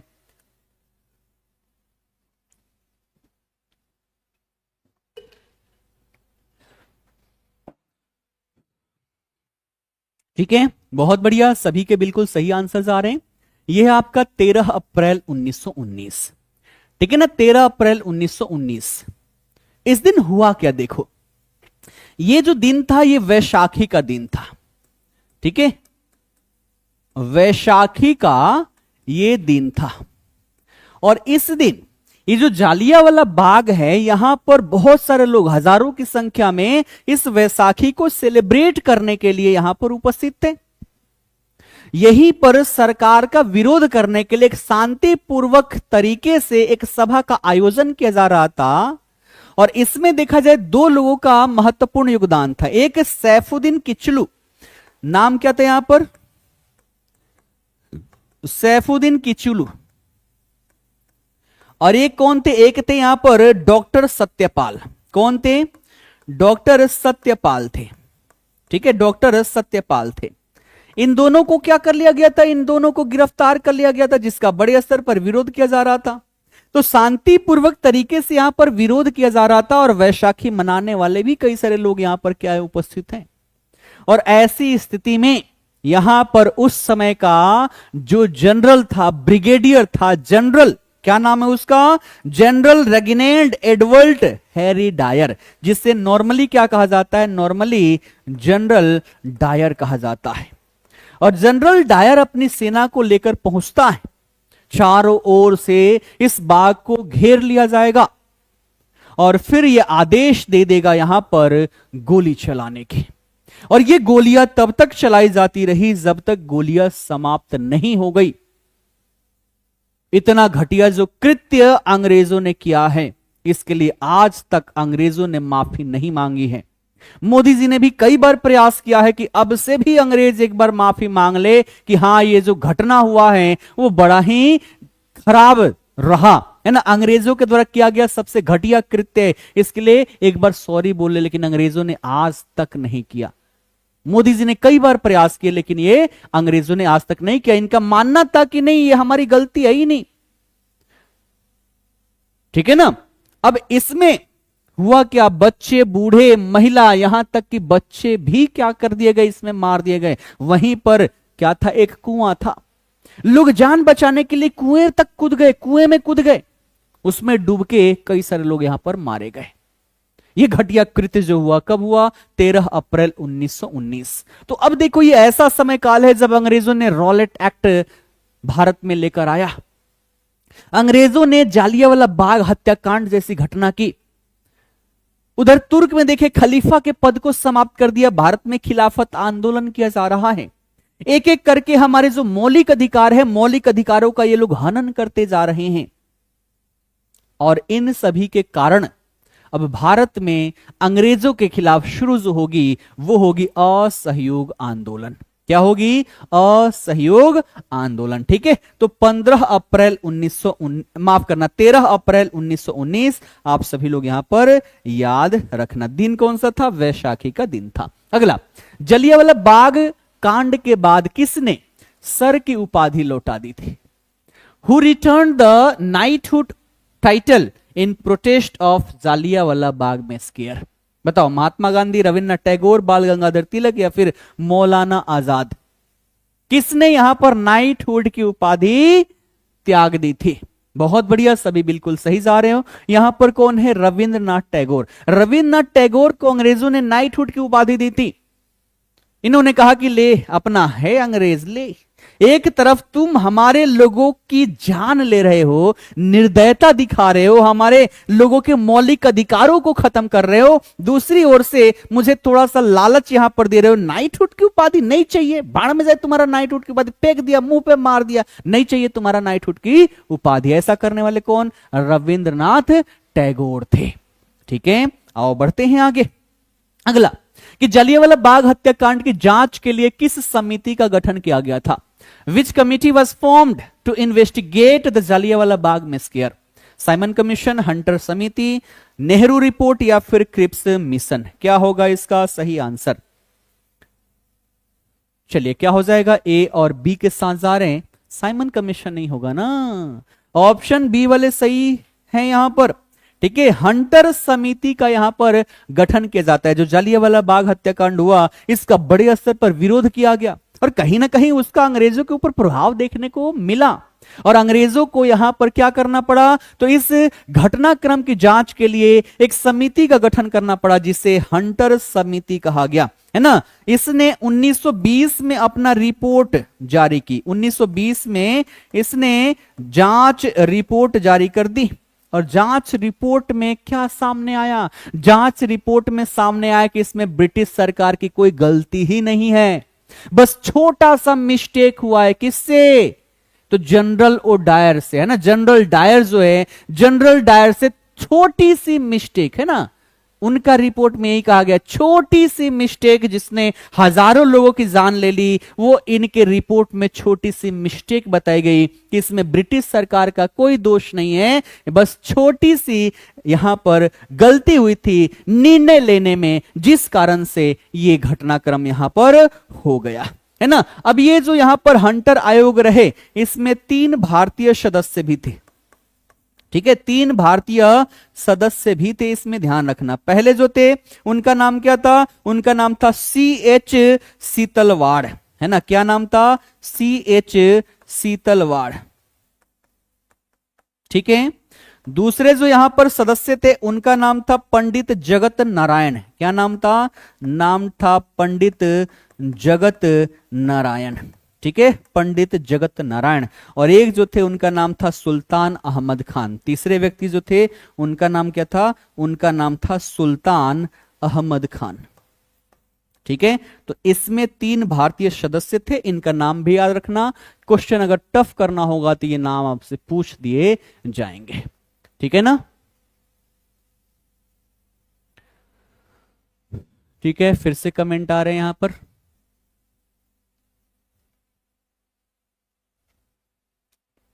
अच्छा, मैंने कई बार बोल दिया भाई, मेरे क्लास में रहोगे तब तो, क्लास में रहोगे तब तो। और देखो ये फिर क्या है यहां पर कि पढ़ाई लिखाई बंद करो, चलो कमाने यार, पेपर रद्द कर दिया गया। इतना आसान नहीं है पेपर रद्द करना, ठीक है ना। अगर टारगेट बनाए हो बिहार पुलिस बनना है तो बनना है, ठीक है। और मैं बार बार यही कह रहा हूं कि ये टेंशन लेके अगला एग्जाम अपना खराब मत करो। जरूरत जहां पड़ेगी वहां पूरी टीम खड़ी है, वहां पर आपको ध्यान नहीं देना, अभी आपको फोकस करना है अपने एग्जाम पर, ठीक है ना। क्लियर। आओ बढ़ते हैं आगे। अगला प्रश्न क्या कह रहा है कि स्वराज्य पार्टी की स्थापना कब हुई थी? व्हेन वाज द स्वराज्य पार्टी फाउंडेड? अभी अभी हमने इसके बारे में पढ़ा हुआ है। स्वराज्य पार्टी की स्थापना कब हुई है बताएं सभी। देखो फास्ट चलूंगा तो केवल क्वेश्चन आंसर करवाऊंगा, लेकिन अभी देखो प्रश्न संख्या 21 दिख रही, 20 हमने किया, लेकिन 20 में मैंने इतनी डेटा दी है कि 100 से ज्यादा क्वेश्चन आप वहां पर सॉल्व कर पाओगे, है ना। और इस आधार पर देखें तो हमारी स्पीड क्या है, सही है, ठीक है। सही आंसर क्या होगा? 1923, ठीक है ना। 1923 में हमने अभी अभी पढ़ा था, कब? जनवरी 1923 में, है ना। अगर पूछा जाए इसके संस्थापक, तो संस्थापक सदस्यों में हमने क्या नाम देखा? तो एक चित्तरंजन दास। कौन? तो चित्तरंजन दास। और प्लस में कौन? तो प्लस में यहां पर मोतीलाल नेहरू। कौन? मोतीलाल नेहरू। इन दोनों ने मिलकर स्वराज्य पार्टी की स्थापना की हुई थी। अब पूछा जाए कि बिहार में इसकी स्थापना किसने किया, है ना, बिहार में इसकी स्थापना कब और किसने किया? तो 1923 में ही इसकी स्थापना हुई थी। किसके द्वारा? तो श्री कृष्ण सिंह, है ना, श्री कृष्ण सिंह जो थे, श्री कृष्ण सिंह के द्वारा इसकी स्थापना की गई। और इसके प्रथम अध्यक्ष, है ना, प्रथम अध्यक्ष किसको बनाया गया? तो हमने नाम पढ़ा था ना, क्या नाम पढ़ा था? तो श्री नारायण प्रसाद। किसको बनाया गया? बनाया गया श्री नारायण प्रसाद को। ठीक है, श्री नारायण प्रसाद को पहला अध्यक्ष यहां पर बनाया जाता है। ठीक है, क्लियर है? बढ़िया, आगे चलो। अगला प्रश्न कह रहा है कि केंद्रीय विधानमंडल में बम किसने फेंका था? Who threw the bomb in the central legislative assembly? Bhagat Singh और राजगुरु, भगत सिंह और बटुकेश्वर दत्त, चंद्रशेखर आजाद और राम प्रसाद बिस्मिल, या सुभाष चंद्र बोस और अरविंदो घोष? बताएंगे। ये जो सेंट्रल असेंबली थी, सेंट्रल लेजिस्लेटिव असेंबली, इसमें बम किसने फेंका था? चलो बी के साथ सभी जा रहे हैं, और बी वाले जितने भी हैं सभी बिल्कुल सही हैं। यहां पर दो लोग कौन कौन? भगत सिंह और बटुकेश्वर दत्त। कब फेंका गया था? 8 अप्रैल 1929 को। कब? 8 अप्रैल 1929 को। ठीक है, 8 अप्रैल 1929 को इन्होंने केंद्रीय विधानमंडल में क्या कर दिया? बम फेंक दिया। क्यों फेंका? तो वहां पर जो पब्लिक सेफ्टी बिल पर जो बहस हो रहा था, है ना, ट्रेड डिस्प्यूट बिल जो था, इस पर बहस हो रहा था, इन सभी में बाधा डालने के लिए, अंग्रेजों के मन में दहशत लाने के उद्देश्य से यह बम यहां पर फेंका गया भगत सिंह और बटुकेश्वर दत्त के द्वारा। और इसके जो आरोपी थे उनके ऊपर क्या किया गया? लाहौर षड्यंत्र, जो यहां पर ट्रायल होता है ना, केस चलाया जाता है, मुकदमा चलाया जाता है ना, तो यहां पर क्या किया गया? लाहौर षड्यंत्र मुकदमा, लाहौर षड्यंत्र मुकदमा जो है ये यहां पर चलाया गया था जो आरोपी थे। और अंततः देखा जाए तो यहां पर फांसी भी दी गई। कब? 23 मार्च 1931 को। ठीक है, 23 मार्च 1931 3 लोगों को फांसी दी जाती है, भगत सिंह, सुखदेव और राजगुरु। ठीक है ना, भगत सिंह, सुखदेव व राजगुरु को यहां पर फांसी दे दी जाती है। ठीक है, कब? 23 मार्च 1931 को। अब बढ़ते हैं अगले प्रश्न की ओर। अगला प्रश्न कह रहा है साइमन कमीशन भारत कब आया? ये क्वेश्चन जो है 16 वाले में छपा हुआ है। ये क्वेश्चन पूछा गया है कि when did the Simon commission arrived in India? ठीक है ना, ये क्वेश्चन डायरेक्टली छपा हुआ है। ठीक है, बताएं साइमन कमीशन जो है भारत कब आया था? 1925 में, 27 में, 28 में या फिर 30 में? देखो, साइमन कमीशन आखिरकार गठित क्यों किया गया? भारत में अंग्रेजों ने एक बड़े परिवर्तन की बात कही, है ना, कि हम बहुत बड़ा परिवर्तन कर रहे। किसके माध्यम से? तो भारत सरकार अधिनियम के माध्यम से। ठीक है, भारत सरकार अधिनियम, भारत सरकार अधिनियम कौन सा? 1919। और इसके माध्यम से इन्होंने ये दावा किया कि हम भारत में बहुत बड़ा परिवर्तन करने जा रहे हैं। अब ये परिवर्तन कितना सफल रहा, कितना असफल रहा, ये कैसे पता चलेगा? तो इसकी जांच करने के लिए 10 वर्ष बाद, है ना, 10 वर्ष बाद हम क्या करेंगे? तो एक समिति का गठन करेंगे। एक समिति का क्या करेंगे? गठन करेंगे। 10 वर्ष पश्चात यानी कि 1929 में होनी थी, लेकिन हुआ क्या? ब्रिटेन में सरकार बदलने वाली थी, ब्रिटेन में सरकार बदलने वाली थी, और इस कारण से जो सरकार ये परिवर्तन की वही फटाफट इसका जांच करवा दे, इसलिए आनन फानन में 2 वर्ष पहले ही, ठीक है, 2 वर्ष पहले अर्थात 1927 में इसका क्या कर दिया जाता है? गठन कर दिया जाता है जॉन साइमन के नेतृत्व में, है ना, जॉन साइमन जो है, जॉन साइमन के नेतृत्व में। ठीक है, और इसमें देखा जाए सदस्य कितने रहते हैं? सदस्य रहेंगे 7, 7 में अध्यक्ष भी रहेगा।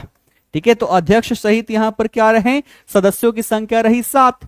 और ये सातों के साथ जो थे वो कौन थे? अंग्रेज थे। कौन थे?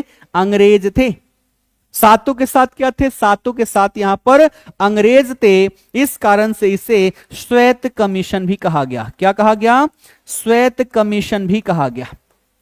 अब देखो, इन्होंने कानून बनाया किसके लिए? भारतीयों के लिए। भारतीयों के ऊपर इसका क्या प्रभाव रहा, इसकी जांच करने के लिए जो समिति इन्होंने बनाई, उसमें एक भी भारतीय शामिल नहीं है, सभी के सभी अंग्रेज हैं। तो क्या ऐसा कमीशन जब भारत में आएगा तो हम क्या करेंगे? उसका आरती उतारेंगे? हम उसका स्वागत करेंगे? बिल्कुल भी नहीं करेंगे। और जब ये भारत आया, भारत कब आया? भारत आया ये 1928 में। भारत आया 1928 में। कब? 3 फरवरी को। 3 फरवरी 1928 को। कहां पर सबसे पहले पहुंचा? ये बंबई। और बंबई में जैसे ही पहुंचता है, इसका भव्य स्वागत किया जाता है काले झंडे दिखाकर। भव्य स्वागत किया जाएगा हड़ताल करके, भव्य स्वागत किया जाएगा नारा लगा के, साइमन गो बैक, साइमन वापस जाओ का नारा यहां पर लगाया जाता है। तो भव्य स्वागत किया जाता है। ठीक है, कब? 3 फरवरी 1928 को जब ये बंबई पहुंचा। फिर आगे देखे तो ये पटना भी पहुंचेगा। तो बिहार के संदर्भ में हम पढ़ रहे तो ये भी पता होना चाहिए। तो 12 दिसंबर है ना, 12 दिसंबर 1928 को ये पटना पहुंचता है। और पटना में भी इसका भव्य स्वागत किया जाता है। वैसे ही काले झंडे दिखाए जाएंगे, वैसे ही साइमन गो बैक के नारे लगाए जाएंगे, हड़ताल किए जाएंगे। ठीक है ना?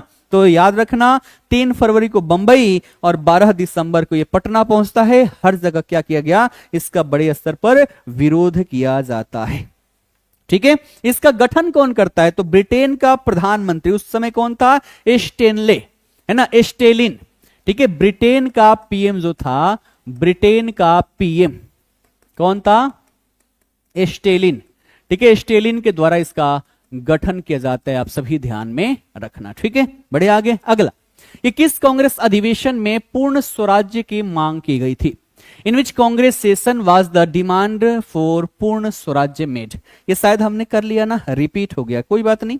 क्रमबद्धता में आ रहा था तो मैंने इसको क्या किया? यहां पर शामिल कर लिया, कोई बात नहीं। 2 बार पढ़ लेंगे, कोई दिक्कत नहीं है। ठीक है, क्या आएगा इसका आंसर? चलो सी के साथ सभी जा रहे हैं। लाहौर अधिवेशन, बहुत बढ़िया। 1929 का जो लाहौर अधिवेशन था, यहीं पर हमने पूर्ण स्वराज्य की पहली बार क्या की थी? मांग की थी। अध्यक्ष कौन थे? जवाहरलाल नेहरू थे। और यहीं पर डिसाइड किया जाता है कि 26 जनवरी 1930 को रावी नदी के तट पर हम पहली बार अपने स्वतंत्रता दिवस जो है, स्वतंत्रता दिवस हम क्या करेंगे? मनाएंगे। अगला, महात्मा गांधी ने किस गोलमेज सम्मेलन में भाग लिया था?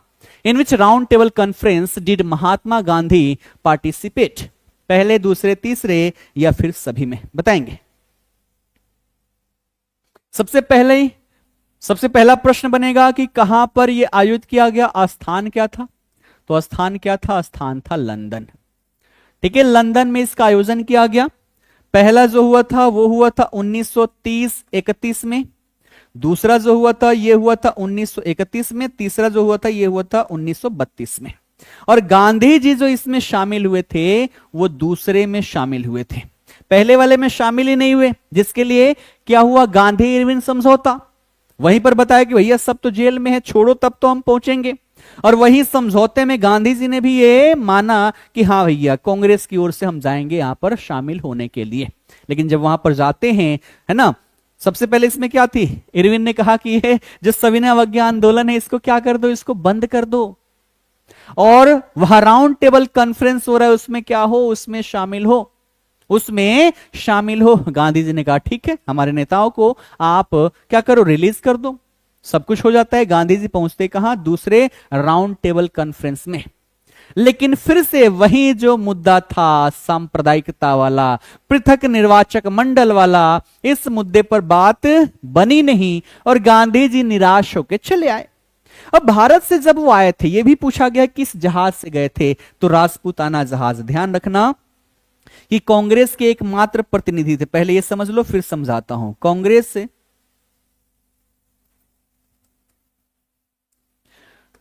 कांग्रेस के एकमात्र प्रतिनिधि के रूप में कौन शामिल हुए? तो वो शामिल हुए गांधी जी।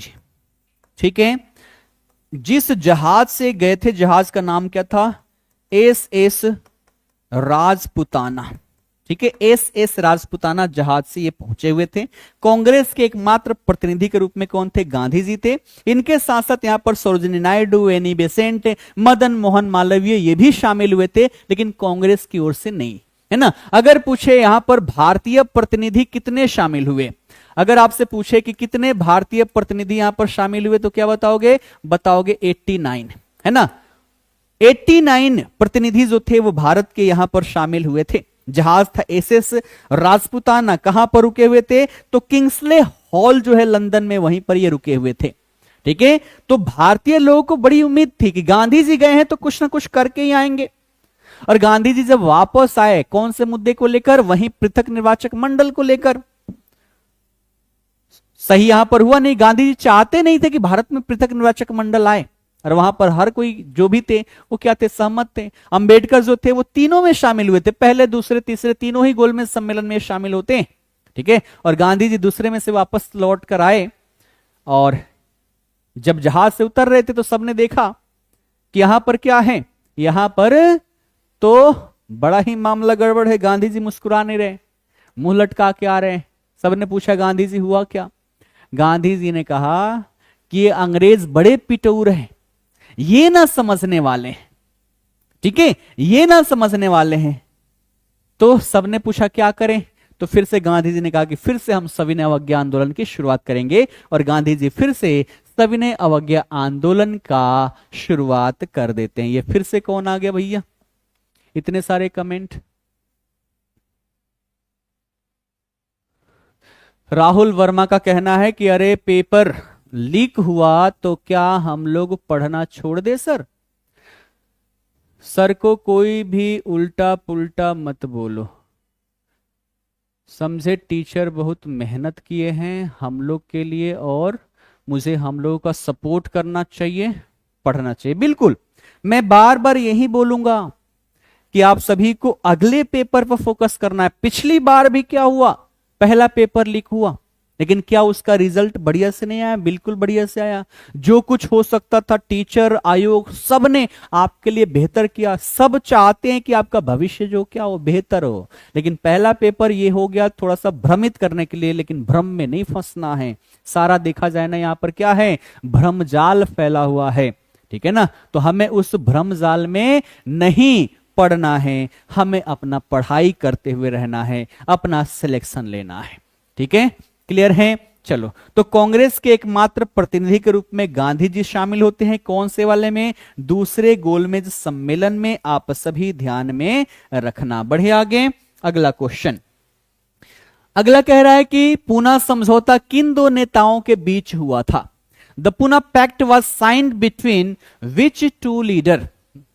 महात्मा गांधी और इरविन, महात्मा गांधी और सुभाष चंद्र बोस, महात्मा गांधी और डॉक्टर भीमराव अंबेडकर, डॉक्टर भीमराव अंबेडकर और लॉर्ड लिनलिथगो। क्या होगा इसका सही आंसर? बताएंगे। चलो, सभी सी के साथ जा रहे हैं, बिल्कुल, है ना। सी जो यहां पर बिल्कुल सही आंसर है। ठीक है, महात्मा गांधी और डॉक्टर भीमराव अंबेडकर के बीच में कब हुआ था? डेट भी याद रखना। इस पर साइन होता है 24 सितंबर 1932 को, है ना। इस पर साइन कब होगा? साइन होगा 24 सितंबर 1932 को। गांधी जी आते हैं, भारत में बुलाते हैं कि भैया आओ पूना में मिलते हैं। पूना में कहा? यरवदा में, इसीलिए इसको यरवदा समझौता भी कहा जाता है। तो अगर यरवदा समझौता भी रहे तब भी आप सभी को घबराना नहीं है। पूना समझौता जो है इसी को यरवदा समझौता भी कहा जाता है। और गांधी जी यहां पर आकर समझाते हैं कि तुम कितने बड़े मूर्ख हो, अंग्रेज मूर्ख बना रहे हैं, है ना, हमें बांट रहे हैं और फुट डालो राज करो की नीति अपना रहे हैं, लेकिन फिर तुम यहां पर क्या कर रहे हो? उसी का सपोर्ट कर रहे हो। लेकिन अंततः देखा जाए तो फाइनली साइन हो जाता है 24 सितंबर 1932 में। और ध्यान रखना इस पर गांधी जी जो है, गांधी जी यहां पर हस्ताक्षर नहीं करते हैं, यहां पर मदन मोहन मालवीय हस्ताक्षर करते हैं। देखो यहां पर बात क्या हुई, गांधी जी का कहना क्या था? एक तरफ जो भीमराव अंबेडकर जो है ना, यहां पर हम बात करें किसके? अंबेडकर के। तो ये जो दलित समाज है, दलित समाज को ये क्या कर रहे हैं? लीड कर रहे हैं। और वहीं गांधी जी की बात करें तो गांधी जी ये जो संपूर्ण हिंदुओं की ओर से लीड कर रहे हैं। गांधी जी इसके पक्षधर हैं कि आपके लिए अलग से पृथक निर्वाचक मंडल क्यों दें? हमारे पास मान लो अगर 100 सीट हैं और जितनी जनसंख्या अगर उसमें आपकी 20% आबादी है तो 20% सीट हम आपके लिए रिजर्व कर देंगे। उन 20% सीटों पर अगर कोई इलेक्शंस लड़ेगा तो आप ही लड़ोगे, लेकिन अलग से पृथक निर्वाचक मंडल ये सही नहीं है। गांधी जी इसके सपोर्ट में थे। ठीक है, तो अंबेडकर जी दलित समाज की ओर से साइन किए, और बात करें हिंदू समाज की ओर से तो यहां पर कौन, मदन मोहन मालवीय। मदन मोहन मालवीय जो है इनके द्वारा यहां पर हस्ताक्षर किया जाता है। इस पर हस्ताक्षर गांधी जी नहीं किए थे, ध्यान रखना। ठीक है ना, तो कौन हो गए, मदन मोहन मालवीय और अंबेडकर, इन दोनों के द्वारा साइन किया गया था। लेकिन लीड कौन कर रहे थे, लीड यहां पर महात्मा गांधी कर रहे थे, ध्यान रखना। ठीक, बढ़े आगे। अगला क्वेश्चन, अगला कह रहे कि जयप्रकाश नारायण किस जेल से भागे थे। ये क्वेश्चन छपा हुआ है 16 वाले में। 16 वाले में एक क्वेश्चन आया था ना कि जो माफ करना, जयप्रकाश नारायण जो थे ये किस जेल से भागे थे। तो हमने देखा था कि जब क्विट इंडिया मूवमेंट की शुरुआत हुई, क्विट इंडिया मूवमेंट कब, 1942 में। तो इस मूवमेंट के शुरुआत होते ही ऑपरेशन 0R के तहत विभिन्न जो नेता थे उन सभी को गिरफ्तार करके विभिन्न जेलों में डाल दिया जाता है। ठीक है, और इसके तहत देखा जाए जयप्रकाश नारायण को हजारीबाग जेल में डाल दिया गया। राजेंद्र प्रसाद जो थे उनको बांकीपुर जेल में डाला गया था, और यही हजारीबाग जेल से ये राम वृक्ष बेनीपुरी की सहायता से, किसकी सहायता से, राम वृक्ष बेनीपुरी, इनकी सहायता से ये यहां से भाग निकलने में सफल होते हैं। और भाग के कहां चले जाएंगे, ये चले जाएंगे नेपाल, और नेपाल में ही ये स्थापित करेंगे आजाद दस्ता। आजाद दस्ता का ये गठन करेंगे, जिसका मूल उद्देश्य था जो भी यहां पर युवा वर्ग है उन सभी को इसमें शामिल करना, गोरिल्ला युद्ध पद्धति के आधार पर उसको ट्रेंड करना, और इसके माध्यम से अंग्रेज जहां कहीं भी मिले उनको पकड़ के अच्छे से कूट देना। ये उद्देश्य से इन्होंने आजाद दस्ते का गठन किया, और कहीं ना कहीं ये जो स्वतंत्रता आंदोलन रही इसमें इन्होंने सक्रिय भूमिका निभाया हुआ था। ठीक है ना, अगले क्वेश्चन की ओर चलते हैं। अगला कह रहा है कि पाकिस्तान की मांग सबसे पहले कब उठाई गई थी। When was the demand for Pakistan first raised? 1928 में, 30 में, 32 में या फिर 40 में, बताओ। पाकिस्तान जो है, पाकिस्तान की मांग पहली बार कब उठाई गई थी। पहले तो हिंदू मुस्लिम मिलकर सभी स्वतंत्रता संघर्ष यहां पर लड़ते रहे, लेकिन धीरे धीरे अब यहां पर यह डिमांड उठने लग गई कि भारत से अलग करके क्यों ना नया राज्य स्थापित कर दिया जाए, नया देश स्थापित कर दिया जाए जो धर्म के आधार पर होगा। चलो डी के साथ सभी जा रहे, 1940 नहीं, पहली बार जो ये आवाज उठी थी, पहली बार जो डिमांड आई थी ये 1930 में आई थी। मुस्लिम लीग का जो इलाहाबाद अधिवेशन था, ठीक है, जो यहां पर मुस्लिम लीग थी, मुस्लिम लीग का एक अधिवेशन हुआ। कौन सा, इलाहाबाद अधिवेशन। इलाहाबाद अधिवेशन ये कब हुआ, 1930 में हुआ। 1930 में पूछे इसकी अध्यक्षता किसने किया था, तो इसके अध्यक्षता रहते है ना इकबाल। यहां पर अध्यक्ष कौन, अध्यक्ष यहां पर इकबाल, और इसी में पहली बार पाकिस्तान का प्रयोग किया गया था, है ना, कि हमें पाकिस्तान चाहिए, भारत से अलग करके एक नए राज्य के रूप में पाकिस्तान चाहिए। उसके बाद ध्यान रखना 1940 में, 1940 भी हमारे लिए क्या है, इंपॉर्टेंट है। यहां पर मुस्लिम लीग का लाहौर अधिवेशन होगा, मुस्लिम लीग का लाहौर अधिवेशन होगा, और यह अधिवेशन किसकी अध्यक्षता में होगी, जिन्ना के। ठीक है, यहां पर अध्यक्ष कौन, तो अध्यक्ष मोहम्मद अली जिन्ना। ठीक है, मोहम्मद अली जिन्ना के द्वारा यहां पर क्या किया जाएगा, अध्यक्षता किया जाएगा, और यहां पर प्रॉपर तरीके से पाकिस्तान की डिमांड रखी जाएगी। यहां पर रखा जाएगा कि भारत से अलग करके मुस्लिमों के लिए एक अलग देश स्थापित होना चाहिए जिसे पाकिस्तान कहा जाएगा। तो पहली बार डिमांड उठी इलाहाबाद अधिवेशन में, और फाइनली डिमांड यहां पर कहां, तो 1940 में देखने को मिला। ठीक है, क्लियर।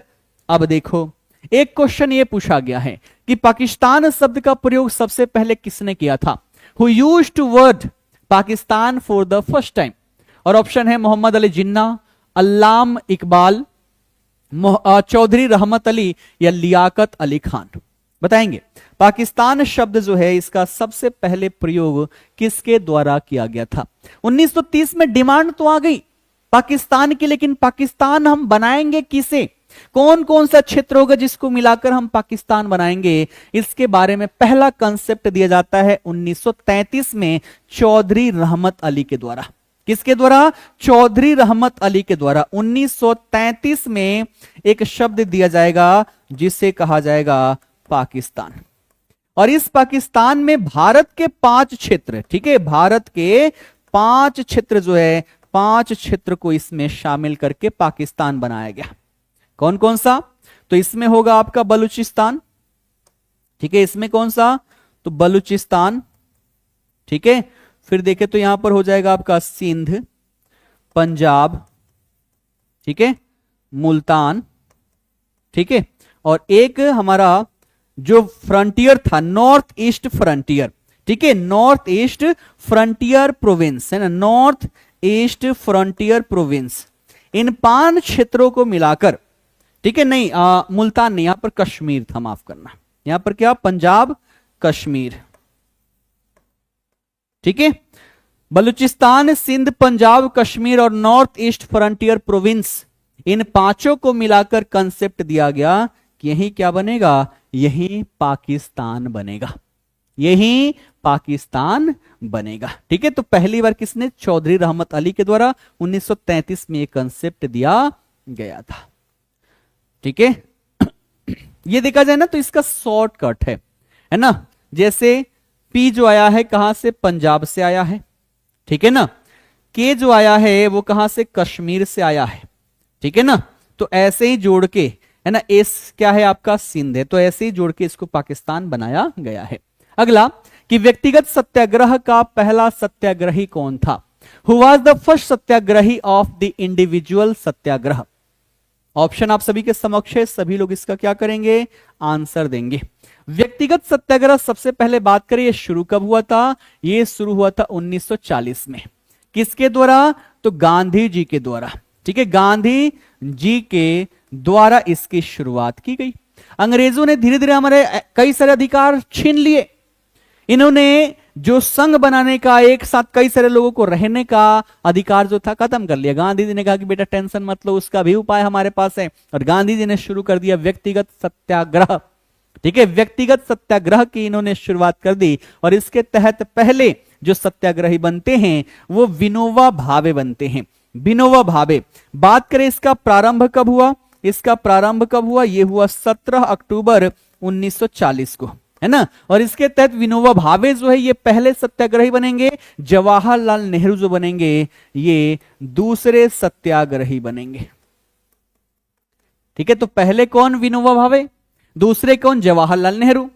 अब पूछा जाएगा भैया बिहार में कौन? बिहार में भी तो बने, तो बिहार में पहले सत्याग्रही पूछा जाएगा, पहले सत्याग्रही पूछा जाएगा तो क्या लिखोगे? लिखोगे श्री कृष्ण सिंह। क्या लिखोगे? श्री कृष्ण सिंह, ठीक है। तो पहले सत्याग्रही कौन बनेंगे? श्री कृष्ण सिंह। और फिर पूछे बिहार में दूसरे, तो क्या लिखोगे? अनुग्रह नारायण सिन्हा, ठीक है, अनुग्रह नारायण, ठीक है, अनुग्रह नारायण सिन्हा जो है ये दूसरे सत्याग्रही बिहार में बनते हैं। क्लियर है? बढ़े आगे आओ। अब बस आजाद होने वाले हैं, बहुत जल्दी सेशन समाप्त होने वाला है। मैं टाइम पीरियड के आधार पर चल रहा हूं, बहुत जल्दी अपना सेशन जो है समाप्त हो जाएगा, ठीक है ना। तो आओ देखते हैं क्रिप्स मिशन भारत कब आया? When did the Cripps mission arrive in India? बताएंगे सभी, इसका सही आंसर क्या हो जाएगा? 1940 में अंग्रेज भारतीयों का समर्थन पाने के लिए अगस्त प्रस्ताव लेकर आते हैं, जिसमें ये बात कही गई कि आजादी के विश्व युद्ध जीतने के बाद हम भारत को डोमिनियन स्टेटस का दर्जा दे देंगे। हमने उसका क्या किया? बड़े स्तर पर बहिष्कार किया। फिर से अंग्रेजों के ऊपर प्रेशर आया कि नहीं, फिर से कुछ और करो और भारतीयों का सपोर्ट लेकर आओ। फिर से ये लालच देने के चक्कर में एक पासा फिर से फेंकेंगे, जिसे कहा गया क्रिप्स मिशन, और ये 1942 में आएगा। कब आएगा? 1942 में, ठीक है। कब आएगा? 1942 में। और इसमें भी कहा गया कि जब हम विजयी हो जाएंगे तो भारत को क्या कहा जाएगा? डोमिनियन, है ना, डोमिनियन स्टेट्स का दर्जा दे दिया जाएगा। इसका मतलब क्या हुआ कि भारत में शासन प्रशासन भारतीयों के द्वारा किया जाएगा, लेकिन भारत जो होगा वो ब्रिटेन का कॉलोनी होगा, ब्रिटेन का अंग होगा। इसका जोरदार विरोध किया गया और हमने बस ठान लिया है कब 1929 में कि हमें अब पूर्ण स्वतंत्रता चाहिए। और ये लालच भरे ये डोमिनियन स्टेटस जो है इसका तो भैया हमें बात सुननी ही नहीं है। गांधी जी ने इसको क्या कहा, गांधी जी ने इसको क्या कहा, गांधी जी ने कहा पोस्ट डेटेड चेक। क्या कहा, पोस्ट डेटेड चेक, यानी कि पहले हमारा डिमांड था डोमिनियन स्टेटस का, पहले नहीं दिए, अब हमारा डिमांड है पूर्ण स्वराज्य का, हमें ये डोमिनियन स्टेटस नहीं चाहिए। यानी कि ऐसा चेक हमें थमा रहे हो जो पोस्ट डेटेड हो चुका है, जिसकी डेट समाप्त हो चुकी है। जवाहरलाल नेहरू इसमें एक और लाइन जोड़ देते हैं, है ना, पोस्ट डेटेड चेक ऑफ क्या कहते हैं, जब कोई बैंक यहां पर क्या हो जाए, खत्म हो जाए, क्या कहते हैं उसको, मतलब ऐसा बैंक जो बर्बाद होने वाली है, तबाह होने वाली है, उसके द्वारा यहां पर चेक दिया जा रहा है। ठीक है, तो ये यहां पर क्या हुआ, बातें कही गई है। तो गांधी जी इसको क्या कहे, पोस्ट डेटेड चेक कहें, ऐसा क्वेश्चन आप सभी से पूछा गया है। आओ बढ़ते हैं आगे कि भारत छोड़ो आंदोलन की शुरुआत के बाद गांधी जी को कहां बंदी बनाया गया था। Where was Mahatma Gandhi imprisoned after the quit India movement began, है ना, बंदी बनाना थोड़ा सा शब्द जो है यहां पर सही नहीं है, नजरबंद कहा जाता है इसको। ठीक है, कहां पर किया गया था, कहां पर किया गया था, तो आगा खा पैलेस में। कहां पर, आगा खा पैलेस में इनको, एनी बेसेंट को, सबको यहां पर नजरबंद किया गया था। ऑपरेशन 0R के तहत इनको गिरफ्तार किया गया था। राजेंद्र प्रसाद को बांकीपुर जेल, ठीक है, जयप्रकाश नारायण को कौन सा, अभी अभी बताया था ना, कौन सा जो अभी झारखंड में है, फटाफट कमेंट करके बताओ। अगला कि आजाद हिंद फौज की स्थापना सबसे पहले किसने की थी। Who first establish the Indian national army, बताएंगे सभी कि इंडियन नेशनल आर्मी जो है इसकी स्थापना किसने किया हुआ है। क्या आंसर, ए और बी, है ना, ए क्या, सुभाष चंद्र बोस, बी रास बिहारी बोस, जबकि आंसर जो सही है वो है सी। आप लोग बार बार इसमें गलती कर देते हो। इसकी स्थापना जो है कैप्टन मोहन सिंह के द्वारा किया गया था। आजाद हिंद फौज की स्थापना सबसे पहले कैप्टन मोहन सिंह के द्वारा 1942 में किया गया था। कब, 1942 में इसकी स्थापना की गई थी आजाद हिंद फौज की, इंडियन नेशनल आर्मी की स्थापना यहां पर की गई थी। बात करें यहां पर किसकी, सुभाष चंद्र बोस की, तो 4 जुलाई 1943 को इसका नेतृत्व जो है ये किसके हाथ में आ जाती है, ये आ जाती है सुभाष चंद्र बोस के। ठीक है, सुभाष चंद्र बोस के हाथों में इसकी नेतृत्व आ जाती है। तो इसका गठन जो है, सबसे पहले स्थापना जो है इन्होंने नहीं किया है, और इस क्वेश्चन में बार बार बच्चे गलती कर जाते हैं। ठीक है, जब भी इंडियन नेशनल आर्मी आता है सुभाष चंद्र बोस ही नाम याद आता है। ठीक है, ये है, इन्होंने लीड किया और इनके लीडरशिप में हमने सफलता भी पाई। हमने तो ये इंडियन नेशनल आर्मी के बारे में पढ़ोगे कि ये जो म्यांमार का क्षेत्र है, इस क्षेत्र में इस आर्मी ने अंग्रेजों को घुटने पर ला दिया था जापान के सहयोग से। लेकिन हुआ क्या, द्वितीय विश्व युद्ध में जब अमेरिका एंटर करता है, जापान के 2 शहरों पर, हिरोशिमा और नागासाकी पर 2 परमाणु बम गिराएगा और इसी से जापान जो है आत्मसमर्पण कर देगा। और जो यहां पर गेम जापान के पक्ष में था, पूरा का पूरा यहां पर सिचुएशन ही बदल जाता है। इसी द्वितीय विश्व युद्ध में ये बातें उजागर होकर आई कि अगर दुनिया में ताकतवर रहना है, अपने शक्ति को कायम रखना है, तो परमाणु बम आपके पास होना चाहिए। और यहीं से शुरुआत होती है परमाणु बम की होड़। और शीत युद्ध जब आप पढ़ेंगे तो आप देखेंगे एक तरफ सोवियत संघ, एक तरफ अमेरिका, और दोनों परमाणु बम की इतनी होड़ में लग गए कि उनके पास हजारों की संख्या में क्या है, परमाणु बम है। ठीक है, तो ये तभी सामने आया था जब द्वितीय विश्व में सबने देखा था परमाणु बम का कहर। ठीक है ना, कि जो जापान विजयी रहा, हर जगह अंग्रेजों को पराजित करते जा रहा है, 2 परमाणु गिरे, पूरा सिचुएशन ही क्या हो गया, यहां पर उलट गया। ठीक है, आओ बढ़ते हैं अगले प्रश्न की ओर। ये कैबिनेट मिशन भारत कब आया था? When did the cabinet mission come to India? Cabinet mission जो है ये भारत कब आया था? बताएंगे सभी।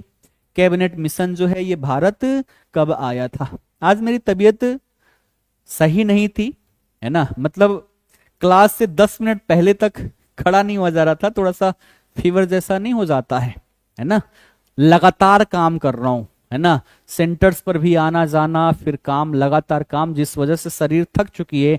बीच में एक दिन का रेस्ट मैंने नहीं लिया, एक दिन भी छुट्टी नहीं की। ठीक है, बीच में जो छुट्टी मिली उसमें मैंने लॉन्ग ड्राइव किया और लॉन्ग ड्राइव करके यहां पर आया, फिर अगले दिन से मैंने क्लास स्टार्ट कर दी। इस वजह से शरीर इतनी थक चुकी है कि रेस्ट मांग रही है, लेकिन मुझे नहीं लग रहा कि रेस्ट मिलेगा। कल सैटरडे, कल भी क्लास लेकर आऊंगा, रेस्ट नहीं चाहिए। ठीक है, बस सिलेक्शन चाहिए आप सभी का, तो आप सभी सिलेक्शन ले लेना, ठीक है ना। वही मेरे लिए क्या होगा, गुरु दक्षिणा। कैबिनेट मिशन की बात कर ले तो ये कब आई थी? ये आई थी 1946 में। कब आई थी? 1946 में। कब? 24 मार्च को। 1946 में 24 मार्च को कैबिनेट मिशन जो है ये भारत आती है। ठीक, पूछा जाएगा इसका अध्यक्ष कौन था? पैथिक, है ना, पैंथिक लॉरेंस। क्या नाम था उसका? नाम था पैंथिक लॉरेंस, है ना। पैंथिक लॉरेंस जो है ये क्या था? इसका अध्यक्ष था, ये इसका अध्यक्ष था।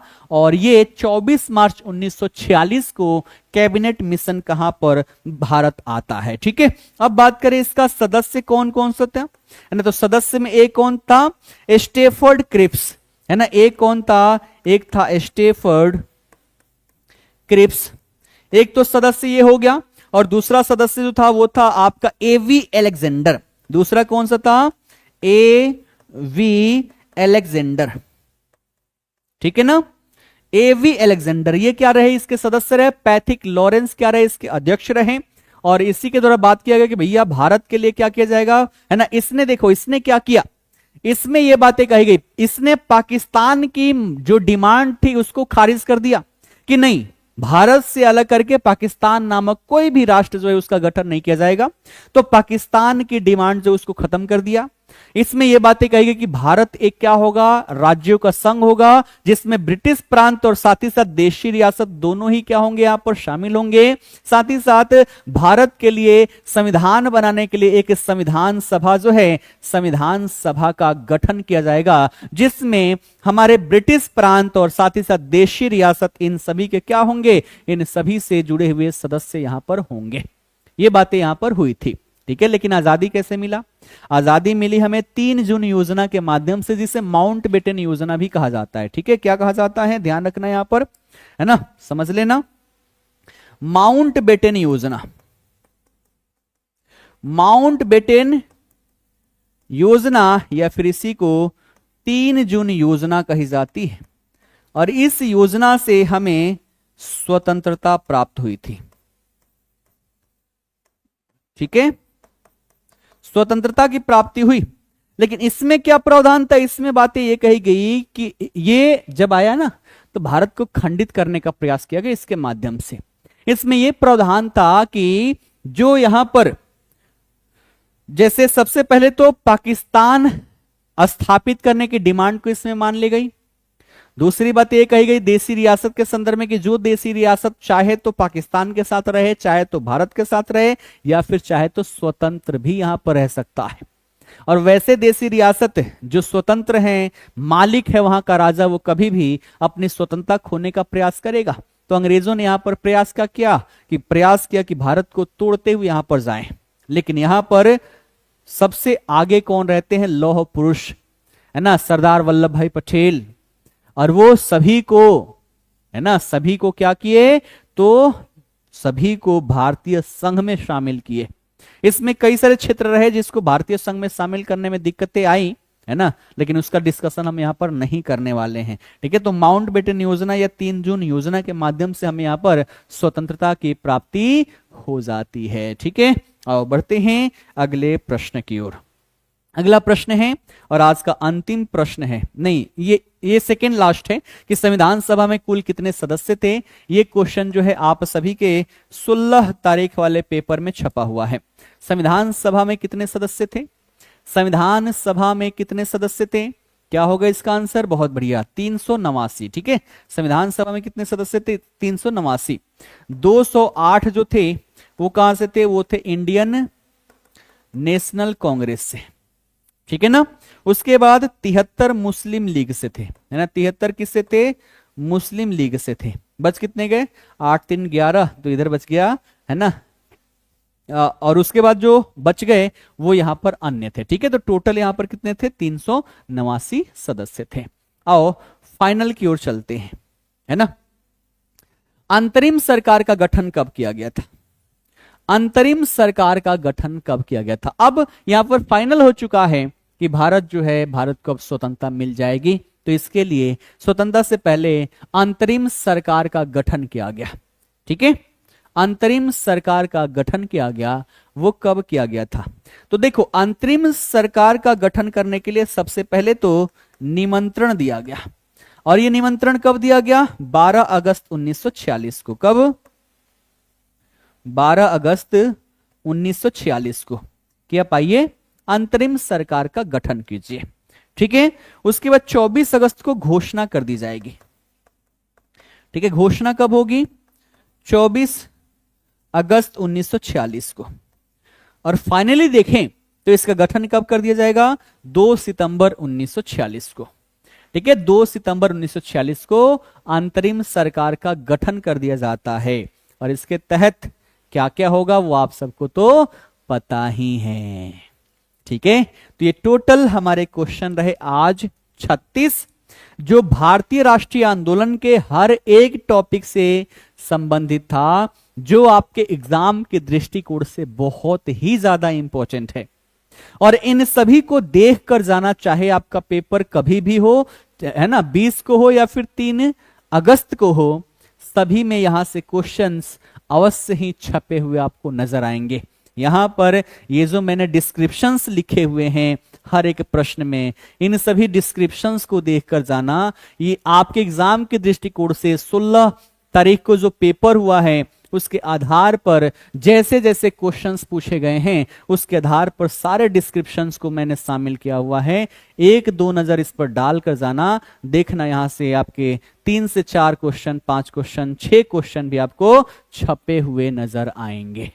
ठीक है, तो सेशन कैसा लगा आप सभी अवश्य ही कमेंट करके बताएं। जितने लोग हैं एक बार सभी कमेंट करके बताओ कि भारत का इतिहास जो हमने पढ़ाया, अभी तक आप सभी मुझसे बिहार जी के पढ़ते रहे हैं, है ना। आज भारत का इतिहास का सेशन मैंने लिया हुआ है और इसमें सबसे इंपॉर्टेंट टॉपिक भारतीय राष्ट्रीय आंदोलन, इसको मैंने आज कवर करवाया है। आप सभी को कितना मजा आया आप सभी अवश्य ही बताएं। जो लाइव देख रहे हैं यहां पर बताएं, जो लाइव नहीं देख रहे हैं कमेंट बॉक्स में जाकर अवश्य ही बताना।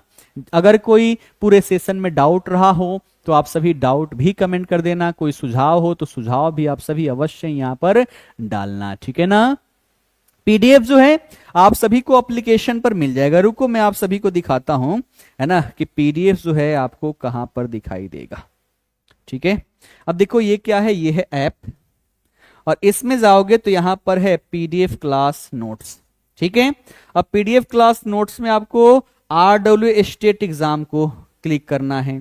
ठीक है ना। अब इसमें देखो यहां पर क्या है, यहां पर बहुत सारे बैचेस है। आपको क्या करना है, बिहार पुलिस का बैच जो है सिलेक्ट करना है और वहां पर आप सभी को पीडीएफ मिल जाएगा। ठीक है ना, बिहार पुलिस भर्ती। अब देखो यहां पर जितने मैराथन हुए सारे मैराथन के आपके पीडीएफ यहां पर मिलेंगे। एक एक पीडीएफ यहां पर डाला गया है ताकि आप सभी इजीली तौर पर क्या कर पाओ, रिवीजन कर पाओ।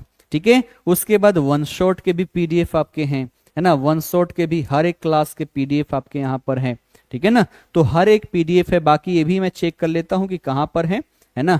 बिहार पुलिस नालंदा सीरीज, है ना, इसमें भी आपके ये सारे चीजें, तो बहुत सारे पीडीएफ आपके हैं। बस आपको स्टेट एग्जाम है ना, वहां पर क्या करना है, जाना है और वहां से डाउनलोड कर लेना है। ठीक है, ये वाला चलो इसका मैं अभी फोन करके एक फोल्डर बनवा देता हूं। ठीक है ना, एक फोल्डर बनवा देता हूं बिहार पुलिस, है ना, बिहार पुलिस का नया फोल्डर, और इसी में अभी तक जितनी भी क्लास हुई है सबका पीडीएफ डलवा देता हूं ताकि आप सभी को इजीली तौर पर मिल जाए, है ना। और आप सभी डाउनलोड करके रिवीजन अवश्य ही करना। तो सेशन कैसा लगा अवश्य ही सभी बताना। फिलहाल के लिए करता हूं सेशन को समाप्त। आप सभी का बहुत बहुत धन्यवाद। जय हिंद, जय भारत।